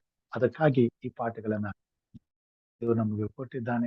ಇನ್ನು ಹೆಚ್ಚಿನ ಸಂಗತಿಗಳನ್ನ ನೀವು ತಿಳಿಸ ಬಯಸಿದ್ದಲ್ಲಿ, ಪ್ರಶ್ನೆಗಳಿದ್ದಲ್ಲಿ ಸ್ವಲ್ಪ ಹೊತ್ತು ಸಮಯವನ್ನ ತೆಗೆದುಕೊಳ್ಳೋಣ. ಈ ಪಾಠದ ಕುರಿತಾಗಿ ಕೆಲವೊಂದು ಸಂಗತಿಗಳನ್ನ ಹಂಚಿಕೊಳ್ಳಬೇಕೆಂದಾಗಿ ಇಷ್ಟಪಟ್ಟರೆ ಖಂಡಿತವಾಗಿ ಈ ಸಮಯವನ್ನ ನಾನು ನಿಮಗೆ ಕೊಡುವಂತನಾಗಿದ್ದೇನೆ. ತಿಳಿಸಬೇಕಾದ ಸಂಗತಿಗಳಿದ್ರೆ ಹಂಚಿಕೊಳ್ಳಬೇಕೆಂದಾಗಿ ಕೇಳ್ಕೊಳ್ತೇನೆ. ಹಲೋ, ಹೇಳಿ. ಕೇಳ್ತದೆ ನಿಮ್ಗೆ? ಕೇಳ್ತದೆ, ಹೇಳಿ. ಈಗ ಒಂದು ಪ್ರಶ್ನೆ ಬರ್ತದೆ, because of the title of today's Sabbath school lesson. ಅಲ್ಲಿ ಏನ್ ಬರ್ದಿದೆ ಅಂದ್ರೆ, that God killed the first born ಅಂತ.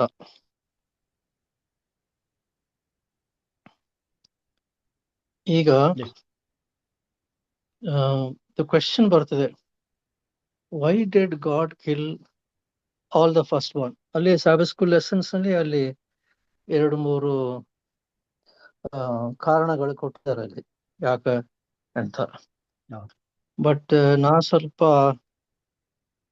ಸ್ಟಡಿ ಮಾಡಿದ್ದೀನಿ. ಇಲ್ಲಿ ಕೊಲಿಷನ್ಸ್ ಫಸ್ಟ್ ಚಾಪ್ಟರ್ ವರ್ಸ್ 18 ಏನ್ ಹೇಳ್ತದೆ, the first Born among the dead and the one who is supreme is Jesus Christ. The Son is the image of the invisible God, the firstborn over all creation. Jesus Christ is the firstborn over all creation. Image of the invisible God, firstborn over all creation. ಒಂದು ಆಮೇಲೆ numbers 3ನೇ ಅಧ್ಯಾಯ 13ನೇ ವಚನದಲ್ಲಿ amplified Bible version ಅಲ್ಲಿ he says, for all the firstborn are mine. On the day that I killed all the firstborn in the land of Egypt, I consecrated for myself all the firstborn in Israel, both man and animal. They shall be mine. I am the Lord. That is, since Christ himself is the firstborn of the invisible God, and he being sovereign in his authority and his power, chose to kill the first one who did not have the lamb, the blood of the lamb on their doorpost. Because that is the reason why ದೇವರು ಮೊದಲನೇ ಮಗನ ಇದು first Born he brought that death sentence on them. ಮತ್ತು ಬೇರೆ argument ಇದು references ಕೂಡ ಐತೆ. ಅದು ಕೆಲವು ಮಂದಿ ಏನ್ ಹೇಳ್ತಾರೆ, in the plague of firstborn, Yahweh challenges Egypt's sense of security and power. That is, the Egyptian pharaohs, they sensed security and power. that is by continuation of their firstborn sons. And that inheritance towards the kingship, it was passed always from the firstborn to the next generation firstborn. It was going on like this. So that is the reason, one of the reasons why God, he attacked the firstborn. That is also one of the reasons. But the first one which I gave you about Jesus, the son of the image of the invisible God, the firstborn over all his creation. That is the reason why he has Killed the taken the firstborn. He has not taken the last or the middle and the. Okay, thank you ಬೋಧಕರೇ. ಹಿರಿಯರೇ, ಅವರು ತಿಳಿಸಿದ್ರು ದೇವರು ಯಾಕೆ ಮೊದಲನೆಯ ಚೊಚ್ಚಲು ಮಕ್ಕಳನ್ನೇ ಸಂಹರಿಸಲು ಕಾರ್ಯ ಮಾಡೋದ್ರಿಂದ ಹೇಳುವಾಗ, ಚೊಚ್ಚಲು ದೇವರ ಮಗನಾದಂತ ಯೇಸು ಕ್ರಿಸ್ತನು ದೇವರಿಗೆ ಚೊಚ್ಚಲ ಮಗನು. ಚೊಚ್ಚಲಾದದ್ದೆಲ್ಲ ದೇವರಿಗೆ ಸಮರ್ಪಿಸಲ್ಪಡಬೇಕಾಗಿತ್ತು ಎಂಬುದಾಗಿ ಸತ್ಯವೇದದಲ್ಲಿ ತಿಳಿಸುವಂತದ್ದಾಗಿದೆ. ಈ ಕಾರಣದಿಂದ ಚೊಚ್ಚಲು ಮಕ್ಕಳನ್ನ ದೇವರು ಅಲ್ಲಿ ಸಂಹಾರ ಮಾಡ್ಲಿಕ್ಕೆ ಅವಕಾಶ ಮಾಡಿಕೊಟ್ರು ಎಂಬುದಾಗಿ. ಸೊ ಇದರಲ್ಲಿ ಏನ್ ಹೇಳ್ತದೆ ಅಂತಂದ್ರೆ, ದೇವರು ತನ್ನ ಮಗನಾದಂತ ಯೇಸು ಕ್ರಿಸ್ತನಿಗೆ ಈ ಭೂಮಿ ಮೇಲಿರ್ತಕ್ಕಂಥ ಸಕಲ ಕುಲ ಭಾಷೆ ಪ್ರಜೆ ಜನಾಂಗಗಳೆಲ್ಲರೂ ಆತನನ್ನ ಘನಪಡಿಸಬೇಕು, ಆತನನ್ನ ಕೊಂಡಾಡಬೇಕು, ಆತನನ್ನ ಗೌರವಿಸಬೇಕು, ಆತನಿಗೆ ಅಧೀನರಾಗಬೇಕು. ಆತನನ್ನ ಗೌರವಿಸುವಂತ ಕಾರ್ಯಗಳನ್ನ ಐಗುಪ್ತ ದೇಶದವರು ಇಸ್ರಾಯೇಲ್ ಜನಾಂಗವನ್ನ ಅವಮಾನ ಪಡಿಸುವುದರ ಮುಖಾಂತರವಾಗಿ, ಅವರನ್ನ ಕ್ರೂರವಾಗಿ ನಡೆಸಿಕೊಂಡ ಪ್ರಕಾರವಾಗಿ, ದೇವರ ಜನಾಂಗವನ್ನ ಹಿಂಸಿಸಿದ ಪ್ರಕಾರವಾಗಿ, ದೇವರು ತನ್ನ ಗೌರವವನ್ನು ಉಳಿಸಿಕೊಳ್ಳೋದಕ್ಕೋಸ್ಕರ, ಅವರ ದೇವತೆಗಳನ್ನ ಸುಳ್ಳು ಮಾಡೋದಕ್ಕೋಸ್ಕರ ದೇವರು ಈ ಘೋರವಾದ ಶಿಕ್ಷೆಯನ್ನ, ಅವರ ಚೊಚ್ಚಲು ಮಕ್ಕಳನ್ನ ಕೊಲ್ಲುವುದರ ಮುಖಾಂತರವಾಗಿ ಆ ಶಿಕ್ಷೆಯನ್ನು ಅವ್ರ ಮೇಲೆ ಬರಮಾಡುವುದು ಎಂಬುದಾಗಿ ನಾವು ನೋಡಬಹುದಾಗಿದೆ. ವಂದನೆಗಳು ಬೋಧಕರೇ, ನಿಮ್ಮ ಹಿರಿಯರೇ ಕೊಟ್ಟಂತ ಈ ಸಲಹೆ, ಈ ಮಾಹಿತಿಗಾಗಿ. ಫಾಸ್ಟರ್, ನನಗೆ ಒಂದು ಈಗ ನಾವು ಐಡಲ್ ವರ್ಷಿಪ್ ಅಂತ ಹೇಳ್ತಾರಲ್ಲ, ಯಾಕಂದ್ರೆ ಐಡಲ್ ವರ್ಷಿಪ್ ಇಂದ ಇಷ್ಟೊಂದು ಘೋರವಾಗಿ ಶಿಕ್ಷೆಯಲ್ಲಿ ಆಯ್ತು.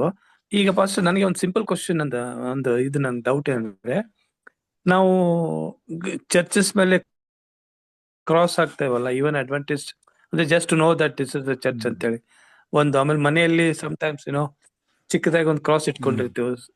ಇದು ಅದು is it becomes an idol worship? ಅದು ಇಟ್ಕೊಂಡ್ರೆ ಏನಂತ? ನಮ್ಗೆ ಯಾವ ಚಿಹ್ನೆಗಳು ಇಲ್ಲ, ನಿಜವಾಗಿ ಹೇಳ್ಬೇಕಂದ್ರೆ ಇಲ್ಲವೇ ಇಲ್ಲ. ಸೊ ಇದು ಕೂಡ ಈಗ ನಾವು ಹಿಸ್ಟ್ರಿನಲ್ಲಿ ಕಲ್ತ್ರೆ, ಅದು ಕೂಡ ರೋಮನ್ ಕ್ಯಾಥಲಿಕ್ ಸಭೆಯಿಂದ ಬಂದಿರತಕ್ಕಂತ ಒಂದು ಮೂಢನಂಬಿಕೆನೆ ಅಂತ ಹೇಳ್ಬೋದು. ಸಭೆ ಅದನ್ನ ಪಾಲಿಸ್ಕೊಂಡು ಬಂದಿದೆ. ಇವತ್ತು ಅದನ್ನು ಕೂಡ ಸಣ್ಣ ವಿಷಯ ಅಲ್ಲ, ಅದನ್ನು ಕೂಡ ಗಮನಕ್ಕೆ ತೆಗೆದುಕೊಳ್ಳಬೇಕು. ಯಾವುದೇ ಚಿಹ್ನೆ ದೇವರ ಆಕಾಶದಲ್ಲೇ ಆಗ್ಲಿ, ಭೂಮಿ ಮೇಲೆ ಆಗ್ಲಿ, ಒಳಗಲ್ಲೇ ಆಗ್ಲಿ, ಯಾವುದ್ರ ರೂಪವನ್ನ ಮಾಡ್ಕೋಬೇಡಿ. ಯೇಸು ಕ್ರಿಸ್ತನ ಶಿಲುಬೆಯನ್ನು ನಾವು ಮಾಡ್ಕೊಳ್ಳೋದು, ಅದನ್ನ ನಾವು ಇಟ್ಕೊಂಡು ಅದಕ್ಕೆ ನಾವು ಗೌರವ ಸಲ್ಲಿಸುವಂಥದ್ದು ಕೂಡ ದೇವ್ರ ಮುಂದೆ ಅದು ತಪ್ಪಾಗಿ ಕಾಣ್ತದೆ. ಅದರಿಂದ ದೇವ್ರನ್ನ ಯಾರು ಕಂಡಿಲ್ಲ, ದೇವ್ರು ಯಾರನ್ನು ನೋಡಿಲ್ಲ, ಮತ್ತೆ ಯಾವ ರೂಪ ಮಾಡ್ಕೊಂಡು ನಾವು ಅವ್ರನ್ನ ಆರಾಧನೆ ಮಾಡ್ಲಿಕ್ಕೆ ಸಾಧ್ಯ ಆಗ್ತದೆ? ಅದೇನೆ ಇಸ್ರಾಯೇಲ್ರು ಮಾಡದಂತ ಪಾಪ ಏನಪ್ಪಾ ಅಂತಂದ್ರೆ, ಐಗುಪ್ತ ದೇಶದಿಂದ ಬಂದಂತ ಪದ್ಧತಿಗಳನ್ನೇ ತಮ್ಮ ದೇವರ ಆಲಯಕ್ಕೂ ತೆಗೆದುಕೊಂಡ್ರು. ಅದನ್ನೇ ತಾನೇ ಈ ರೋಮನ್ ಕ್ಯಾಥಲಿಕ್ ಸಭೆಯಲ್ಲಿರ್ತಕ್ಕಂಥ ಪದ್ಧತಿಗಳನ್ನೇ ಕ್ರೈಸ್ತ ಸಭೆಗಳು ಮುಂದುವರಿಸ್ಕೊಂಡು ಬಂದ್ರು. ಇವತ್ತು ಅದನ್ನು ಮುಂದುವರಿತಿದೆ. ಈಗ ಅದನ್ನೆಲ್ಲ ದೇವರು ಖಂಡನೆ ಮಾಡ್ತಾನೆ. ನಿಜಕ್ಕೂ ಅದು ತಪ್ಪೇ, ಅದು ಪಾಪನೇ. ಅದನ್ನ ನಾವು ಪೂಜಿಸ್ತೇವೆ. ನಾವು ಕೂಡ ಇವತ್ತು ಎಷ್ಟು ಅಡ್ವಾನ್ಸ್ ಸಭೆಗಳಲ್ಲಿ ಚರ್ಚ್ಗಳಲ್ಲಿ ಅದು ಇದೆ, ಅದು ವಿಪರ್ಯಾಸ.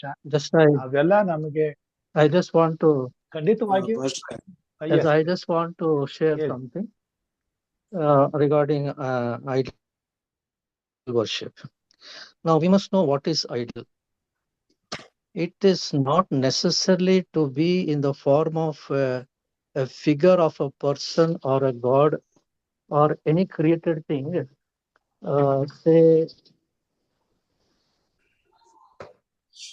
Say it is the form of silver, gold, or say in the form of wood or anything. That is what is our normal belief of what is idols and idol worship. Now, the word of God very clearly says that you got to love your Lord with all your heart, with all your mind, with all your strength. And he says that I am the only one God, there are no other gods before me. That's one thing. Now, if I love my sleep more than God, then my sleep becomes idol, and I worship and I love to serve my sleep. So that becomes my sleeping excess, that becomes my idol worship. Now, suppose I love my food more than God, then my food Idol. becomes an idol. Jesus says, the body is for the Lord and the Lord is for the body. And he says, he will destroy even the belly. That means he doesn't want us to give more importance to eating. That should not become idol worship. Say, suppose I love my money. Day and night I think how much money I have in the bank. Where will that money go? How should I spend? See, I'm giving all my time, all my efforts, all my strength towards money, then giving time for the Lord. So then that money becomes an idol worship. Suppose I love my wife or my daughter or anybody more than God and devote my time for that person, and I become so much attached and that I cannot be separated from that person, then it becomes an idol worship. Anything that you love, anything that you serve, you give more importance, more time, and more efforts to that, then it becomes an idol worship. That's the reason the Lord says, don't do anything apart from me. He says, do everything with me, through me. Then it will not become an idol worship. Because many times we do certain things that we do not know what we are doing, whether it is in the form of idolatry, in the form of idol worship, we do not know. That's the reason we need the Holy Spirit so much to alert us. And we need his guidance in every step of our lives. Yes. We need his power so that we can live a balanced Christian life, not extremes. ಅಷ್ಟೇ I don't. Okay, ಹೇಳಿ. ಚರ್ಚಸ್ಗೆ for identification, ಈಗ ಗುಡಿಗಳ ಮೇಲೆ ಒಂದು cross ಇಲ್ಲ ಅಂದ್ರೆ I don't know one will believe that it's church ಅಂತ. No ಅಂದ್ರೆ human tendency ಹೆಂಗಿದೆ ಅಂತ, ಅದೇ ಒಂದು ಕ್ರಾಸ್ ಇತ್ತಂದ್ರೆ we feel that this is church. So just a cross, only a cross, not the idol. ಅಂದ್ರೆ ಸ್ಟ್ಯಾಚ್ಯೂ ಇಟ್ಕೊಳ್ಳೋದು ಜೀಸಸ್ ಕ್ರೈಸ್ಟ್ ಅದೆಲ್ಲ okay, that is idol worship actually. But my this thing ಅಂದ್ರೆ ಒಂದು cross, just a cross. So that also for this sir ಹೇಳಿದಂಗೆ ಮಾತಾಡ್ತಾ ಇದ್ರೆ ಕೇಳಿ. ಒಂದೇ ನಿಮಿಷ, ನಿಮ್ಮ ಪ್ರಶ್ನೆಗಳಿಗೆ ಇದು ಎಷ್ಟು ಮಟ್ಟಿಗೆ ಸರಿ ಹೋಗುತ್ತೆ ಅನ್ನೋದನ್ನ ಸ್ವಲ್ಪ ಆಲೋಚನೆ ಮಾಡ್ರಿ. Does god hate the sin are the Sinner? He hates the sin. He hates the sin. Okay, ಈಗ ಇಲ್ಲಿ ಏನಾಗಿದೆ ಅಂದ್ರೆ, ಅದನ್ನೇ ಇಂಗ್ಲಿಷ್ ನಲ್ಲಿ ಇನ್ನೊಂದು ಮಾತು ಹೇಳ್ತೀವಿ, ಏನಂದ್ರೆ god loves the Sinner but god hates the sin, Okay. The attitude towards the sin. See, what is your attitude towards the sin? ಬಿಡು, ನಾವು ಮಾಡ್ಕೊಂಡೇ ಹೋಗೋಣ. ಸಿ, ಅದನ್ನ ದೇವರು ಇಷ್ಟಪಡೋದಿಲ್ಲ. ಯಾವತ್ತಿದ್ರು ದೇವರಿಗೆ ವಿಧೇಯತೆ ಅದು ಬಹಳ ಮುಖ್ಯ. ನಾನಲ್ಲದೆ ಬೇರೆ ದೇವರುಗಳು ಇರಬಾರ್ದು ಅಂತ ಅಂದ್ಮೇಲೆ ಬಿಡ್ಬೇಕು ಅಷ್ಟೇ. ಅದ್ರಲ್ಲಿ ನಾನು ಸಣ್ಣದ್ ಇಟ್ಕೊಳ್ತೀನಿ ಅಥವಾ ಮರದ್ ಇಟ್ಕೊಳ್ತೀನಿ, ಬೆಳ್ಳಿದ್ ಇಟ್ಕೊಳ್ತೀನಿ, ಅದಲ್ಲ. Cross is also a statue, Pastor. Cross is also Cross is an idea. See, many people have different opinions. ಒಂದೇನಂದ್ರೆ, ಈಗ ಏನಾದ್ರೆ ಜನಗಳಿಗೆ ಗೊತ್ತಾಗ್ಬೇಕು ಏನಂತ. ಇಲ್ಲೊಂದು ಚರ್ಚ್ ಇದೆ, we are not worshipping the cross there. Are we worshipping the cross? No. ಈಗ there are so many Hindu people travel that side. ಈಗ ನಿಮ್ಮ Belgaum church ಇದೆ, ನಾನು ಹೇಳ್ತೀನಿ ಒಂದು. ಈಗ ಎಷ್ಟೋ ಜನ ಅಲ್ಲಿ ಹಾದು ಹೋಗ್ತಾ ಇರ್ತಾರೆ, ಅಲ್ಲಿ ಚರ್ಚ್ ಇದೆ ಅಂತಂದ್ರೆ ಅವ್ರು ಏನ್ ಮಾಡ್ತಾರೆ, ಅಲ್ಲಿ ನಿಂತ್ಕೊಂಡು ಕೈ ಮುಗಿದು ಹೋಗ್ತಾರೆ. ಅಲ್ಲ, ಒಂದು ಅವ್ರ ಭಕ್ತಿ. See, God honors their attitude towards the worship than what they worship. See, this is what is more important. ಇವತ್ತು ನಾವೆಲ್ಲ ಇನ್ನು ತೀರೆ, ಈಗ ನಾವು ಇದನ್ನೆಲ್ಲ ನಾವು ಮಾತಾಡ್ತೀವಿ. ಇನ್ನು ಬೇರೆ ಯಾವ್ದಾವ್ದೋ ವಿಷಯಗಳಿದೆ, ಅದನ್ನೆಲ್ಲ ನಾವು ಬಿಟ್ಟಿಲ್ಲ. ಮಾಡ್ದೇನೆ ಮಾಡ್ಕೊಂಡು ಹೋಗ್ತಾ ಇದ್ದೀವಿ. ಇಲ್ಲ, ನಾನು ಸ್ಪೀಕರ್ ಆಫ್ ಆಗಿತ್ತು ಪಾಸ್ಟರ್, ನೀವ್ ಹೇಳಿದ್ ಕೇಳಿಸ್ಲಿಲ್ಲ ನಂಗೆ. ಅದೇ pastor, just continue once again. So what I'm trying to say is God hates ಹೇಳಿ the pastor. sin, okay, ಹೌದು, and Yes, the attitude of the sinner. ಹೌದು Towards ನಾ the ಮಾಡ್ಕೊಂಡು ಹೋಗ್ತೀನಿ, ಯಾರು ಏನ್ ಹೇಳಿ. He hates that. Okay, yes. So he loves the sinner ಅಲ್ವಾ. ದೇವರು ಪಾಪಿಯನ್ನ ಪ್ರೀತಿಸ್ತಾನೆ. You look at many circumstances. ನೀವು ಬೇಕಾದಷ್ಟು ಎಷ್ಟೋ ವಿಷಯಗಳಿದೆ ನೋಡಿ. ಈಗ ಆಕಾನನ್ಗೆ ಸ್ವಾಮಿ ಹೇಳದ, ಏನೋ ನೀವು ಬ್ಯಾಬಿಲೋನ್ ಇಂದ ನೀವೇನು ತಗೊಂಡ್ ಬರಬಾರದು ಅಷ್ಟೇ. ಅವನು ತಗೊಂಡ್ ಬಂದ, ಅದಕ್ಕೆ ಶಿಕ್ಷೆ ಅನುಭವಿಸ್ದ. ತಿರುಗಿ ನೋಡ್ಬೇಡ. ಎಸ್, ಅನನ್ಯ ಸಫರ್ ಹೇಳು, ನೀವು ಕದ್ಕೋಬೇಡ, ಇಟ್ಕೋಬೇಡ್ರಿ. So their attitude towards doing that sin, committing that sin, God hates that. ದೇವರು ಬಿಡು, ಇದನ್ನು ಬಿಡ್ತಾನೆ, ಇದನ್ನು ಇದ್ರ ಬಗ್ಗೆ ಆತನು ಆಲೋಚನೆ ಮಾಡೋದಿಲ್ಲ. No, that is what is sin. Our attitude towards the sin, God hates. Getting it. So ಅರ್ಥ ಆಯ್ತು ಅಂತ ನಾನು ನಂಬ್ತೇನೆ. ಸಮಯಗಳು ಬೇಕಾದಷ್ಟು ಇದ್ದಿದ್ರೆ ಉದಾಹರಣೆಗಳು ಕೊಟ್ಟು ಹೇಳ್ತಿದ್ದೆ, ಅದು ಸಮಯ ಇಲ್ಲ, ಅದಕ್ಕೋಸ್ಕರನೇ ನಾನು ಚುಟುಕಾಗಿ ಹೇಳ್ತೀನಿ. ಓಕೆ, ಇನ್ನೂ ಇದೆ, ಮುಂದೆ ಕಲಿಯುವ ಪಾಠ ಇದೆ ಅವಾಗ. Actually, what he meant to say is attitude towards any object that you have in your house or in the church, whatever it is. That is how, whether you're attached to it, whether you give more time towards it, and you think that that is going to save you, then all these things becomes idolatry. Exactly. No, means cross we think is a form of Jesus Christ. So a small cross. I was just thinking of that. Anyway, I'm getting what you are telling me. ಜಾಸ್ತಿ ತಲೆ ಕೆಡಿಸ್ಕೊಂಬೇಡಿ, ಬಿಟ್ಬಿಡಿ ಅದನ್ನ. Yes, pastor. Yes. ಆಯ್ತಾ? Cross ನ ನೀವು ಆರಾಧನೆ ಮಾಡ್ತೀರಾ? ಈಗ ಅದನ್ನೇ ಸ್ವಾಮಿ ಕೃಷ್ಣಪ್ಪನವರು ಹೇಳ್ತಾರ. Yeah, we don't worship it. Yes, leave it. That's all. You're helping the people unknown. Yes. Known. That's all. See, Yes. what pastor wanted to say is like this. Like, let us say you have a Belgaum church, and Yes, your pastor. intentions are good. Yes. That you want to put a cross to say this is a Christian church. That Okay, is a good cross. people will see this. Your intentions, your attitude towards that is right. Yes. But Yes. what will be the attitude of the person who sees the cross, who does not know about the cross, real cross of Christ? Yes. He will start worshipping that. So what we are doing is we are encouraging the person indirectly to worship the cross, then worshipping the Lord Jesus I'm Christ. getting. We have to see from that Both angle angles. also. Yes. That's why the Pastor S.T. Solomon was telling that what should be your attitude towards that. Your attitude is right to the cross. Your purpose is to see that it's displayed so that people will know that this is a Christian church. But what will be the attitude of a person who does not know God? Yes. What will be a Hindu person, other Christians who pass by the side? They will stand there and start worshiping. So we are indirectly encouraging idolatry. Yes. ಇನ್ನೊಂದು ಒಂದು ಸಣ್ಣ ಉದಾಹರಣೆ ಕೊಡ್ತೀನಿ. Okay, you have no church, cross symbol. Okay. Yes. ನೀವು ಅಲ್ಲಿ ದಿನ ಬೆಳಿಗ್ಗೆ ಅಲ್ಲ ಪ್ರತಿ ವಾರ ಅಲ್ಲಿ ಬಂದಾಗ ಬರೀ ಜಗಳಕ್ಕೆ ಅಂಟ್ಕೊಂಡಿರ್ತೀರಿ ಸಭಾ ಶಾಲೆನಲ್ಲಿ. ಏನ್ ತೋರ್ಸುತ್ತೆ? ಹೋಗ ಬರೋರೆಲ್ಲ ಏನ್ ಮಾಡ್ತಾರ? ನೀವು ಅರ್ಥ ಮಾಡ್ಕೊಳ್ತಾ ಇದ್ರಿ? ಹೋಗ ಬರೋರು ಏನ್ ಮಾದರಿ ತೋರಿಸ್ತಾ ಇದ್ರಿ? ಹೌದು. ಚರ್ಚ್ಗೆ ಅಟ್ರಾಕ್ಟ್ ಮಾಡ್ತಾ ಇದಾರೆ, ಚರ್ಚ್ಗೆ ವಿರುದ್ಧವಾಗಿ ಕಾರ್ಯ ಮಾಡ್ತಾ ಇದ್ದಾರೆ. ಇವತ್ತು ನಮ್ಮ ಸಭೆಗಳಲ್ಲಿ ನೀವು ನೋಡಿ ಬರೀ ಇದೆ. ಹೌದಾ? ಎಷ್ಟು ಬರೀ ಸಭಾ ಶಾಲೆನಲ್ಲಿ ಮಾತಾಡ್ರಿ ಅಂತ ಹೇಳಿದ್ರೆ ನಮ್ಮ ಝೂಮ್ ಅಲ್ಲೇ ಇದ್ರಲ್ಲಪ್ಪ, ನಮ್ಮ ಸಭಾ ಶಾಲೆನಲ್ಲೇ ಇದ್ರು ಓಡೇ ಓಡ್ತಾರ ಆಮೇಲೆ. ನೋಡಿ, ಅದೇ ಹೇಳೋದು. ಯಾವಾಗ್ಲೂ ಕೂಡ ಹೆಲ್ತಿಯಾಗಿ ನೀವು ಚರ್ಚೆ ಮಾಡ್ರಿ. ಓಕೆ, ಹೌದಾ?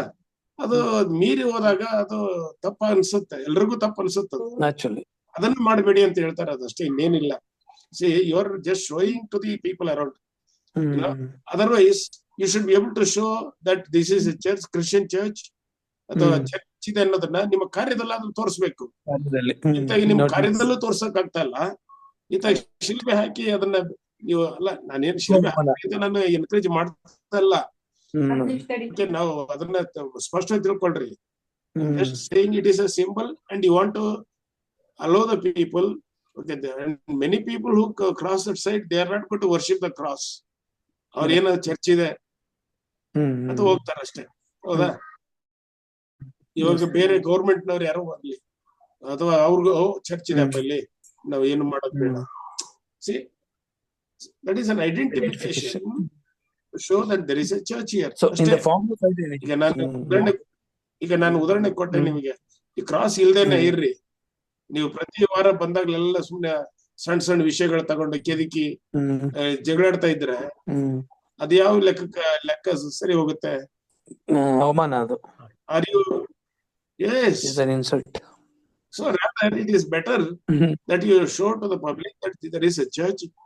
And sometimes ಕೆಲವ್ರು ನೋಡಿ ಚರ್ಚ್ ಇದೆ ಅಂತ ಹೇಳಿ ನಾವು ಒಳ್ಳೆ ರಾಗಗಳನ್ನ ಹಾಡ್ತಾ ಇದ್ರೆ, ನಾವು ಒಳ್ಳೆ ಏನೋ ನಡವಳಿಕೆಯಿಂದ ಇದ್ರೆ ಜನರು ನೀವು ಹೇಳೋದೇ ಬೇಕಾಗಿಲ್ಲ, ಅವರೇ ಬಂದು ಕುತ್ಕೊಳ್ತಾರ.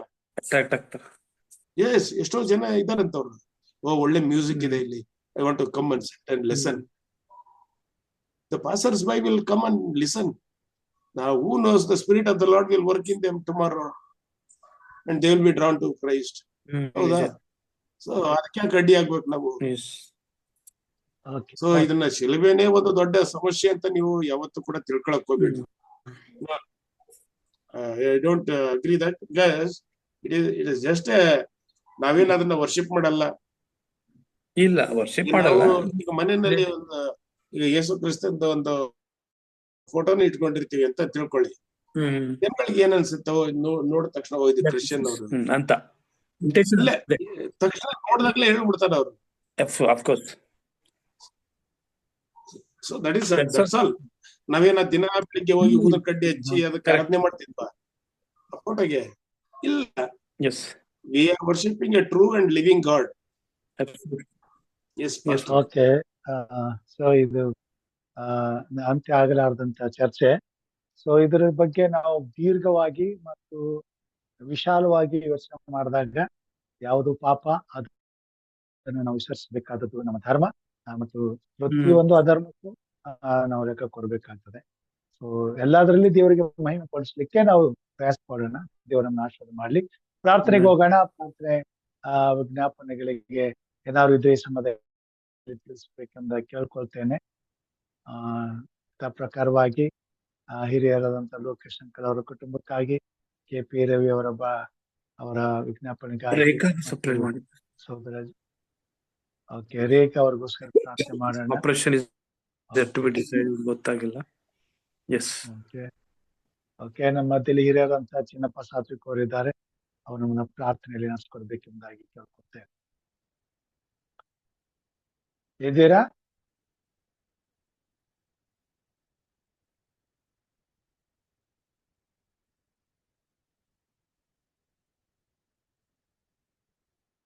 ಓಕೆ, ಹಿರಿಯಂತ ಸಾಮಲ್ ಕೃಷ್ಣಪ್ಪ ಸರ್ ಪ್ರಾರ್ಥನೆ ಮಾಡ್ತೀರಾ?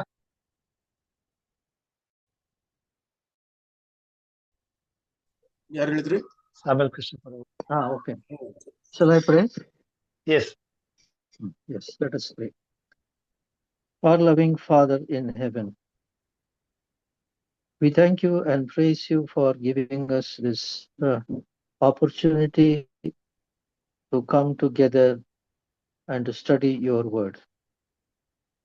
Father, we thank you that Jesus is the bread of life. Jesus is the bread that nourishes our spirit. Lord, as we study the word of God, Lord, that you will sanctify us and reveal to us more and more of your truth through revelations. Now, Father, we pray that your hedge of protection be upon all the members of the Zoom. As we depart to our respective places, that you will send your angels a hedge of protection over our health and over our lives and over our place. Now, Father, we pray that you will bless the organizer of this Zoom meeting, Give him strength from time to time, day to day, Lord, and the ability and the power to bring all the glory and all the honor to your name. We pray for all people who take part in the Zoom meeting, that you will bring a blessing upon every member of the Zoom meeting. Lord, we pray that your word will sanctify us, your word will purify us, your word will make us holy. And Lord, that you will prepare us for the coming of your second time. Lord, teach us what we do not know. Show us what we should see. Help us to understand what we must know, and make us what we are not. Make us what you want us to be, all for thy glory and for thy name. Lord, we pray that every member who has come, their needs are known to you, Lord, that you are Jehovah Jireh. Your word says, Lord, my God shall supply all my needs all our needs according to your riches and glory.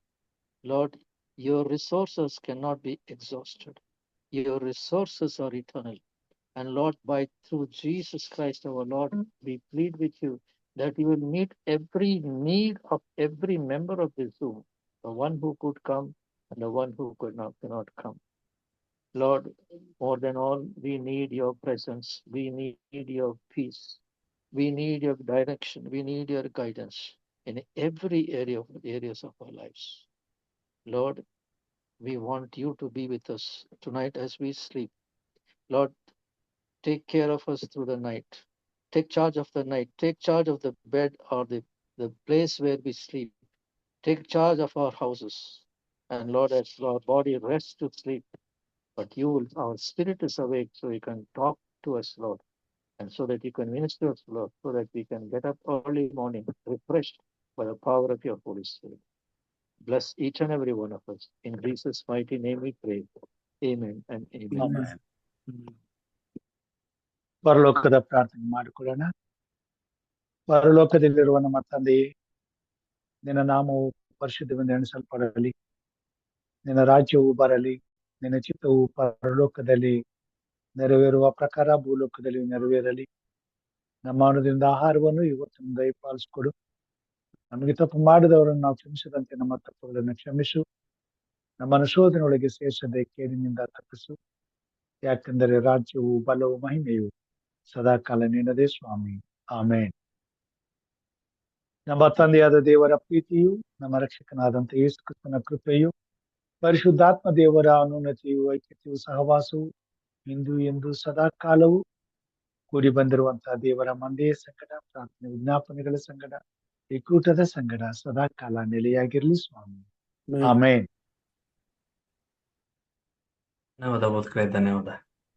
ಧನ್ಯವಾದಗಳು. ಒಂದೇ ಒಂದು ವಿಷಯ, ಈಗ ನೋಡಿ hospital ಹತ್ರ red ಒಂದು cross symbol ಹಾಕಿರ್ತಾರೆ.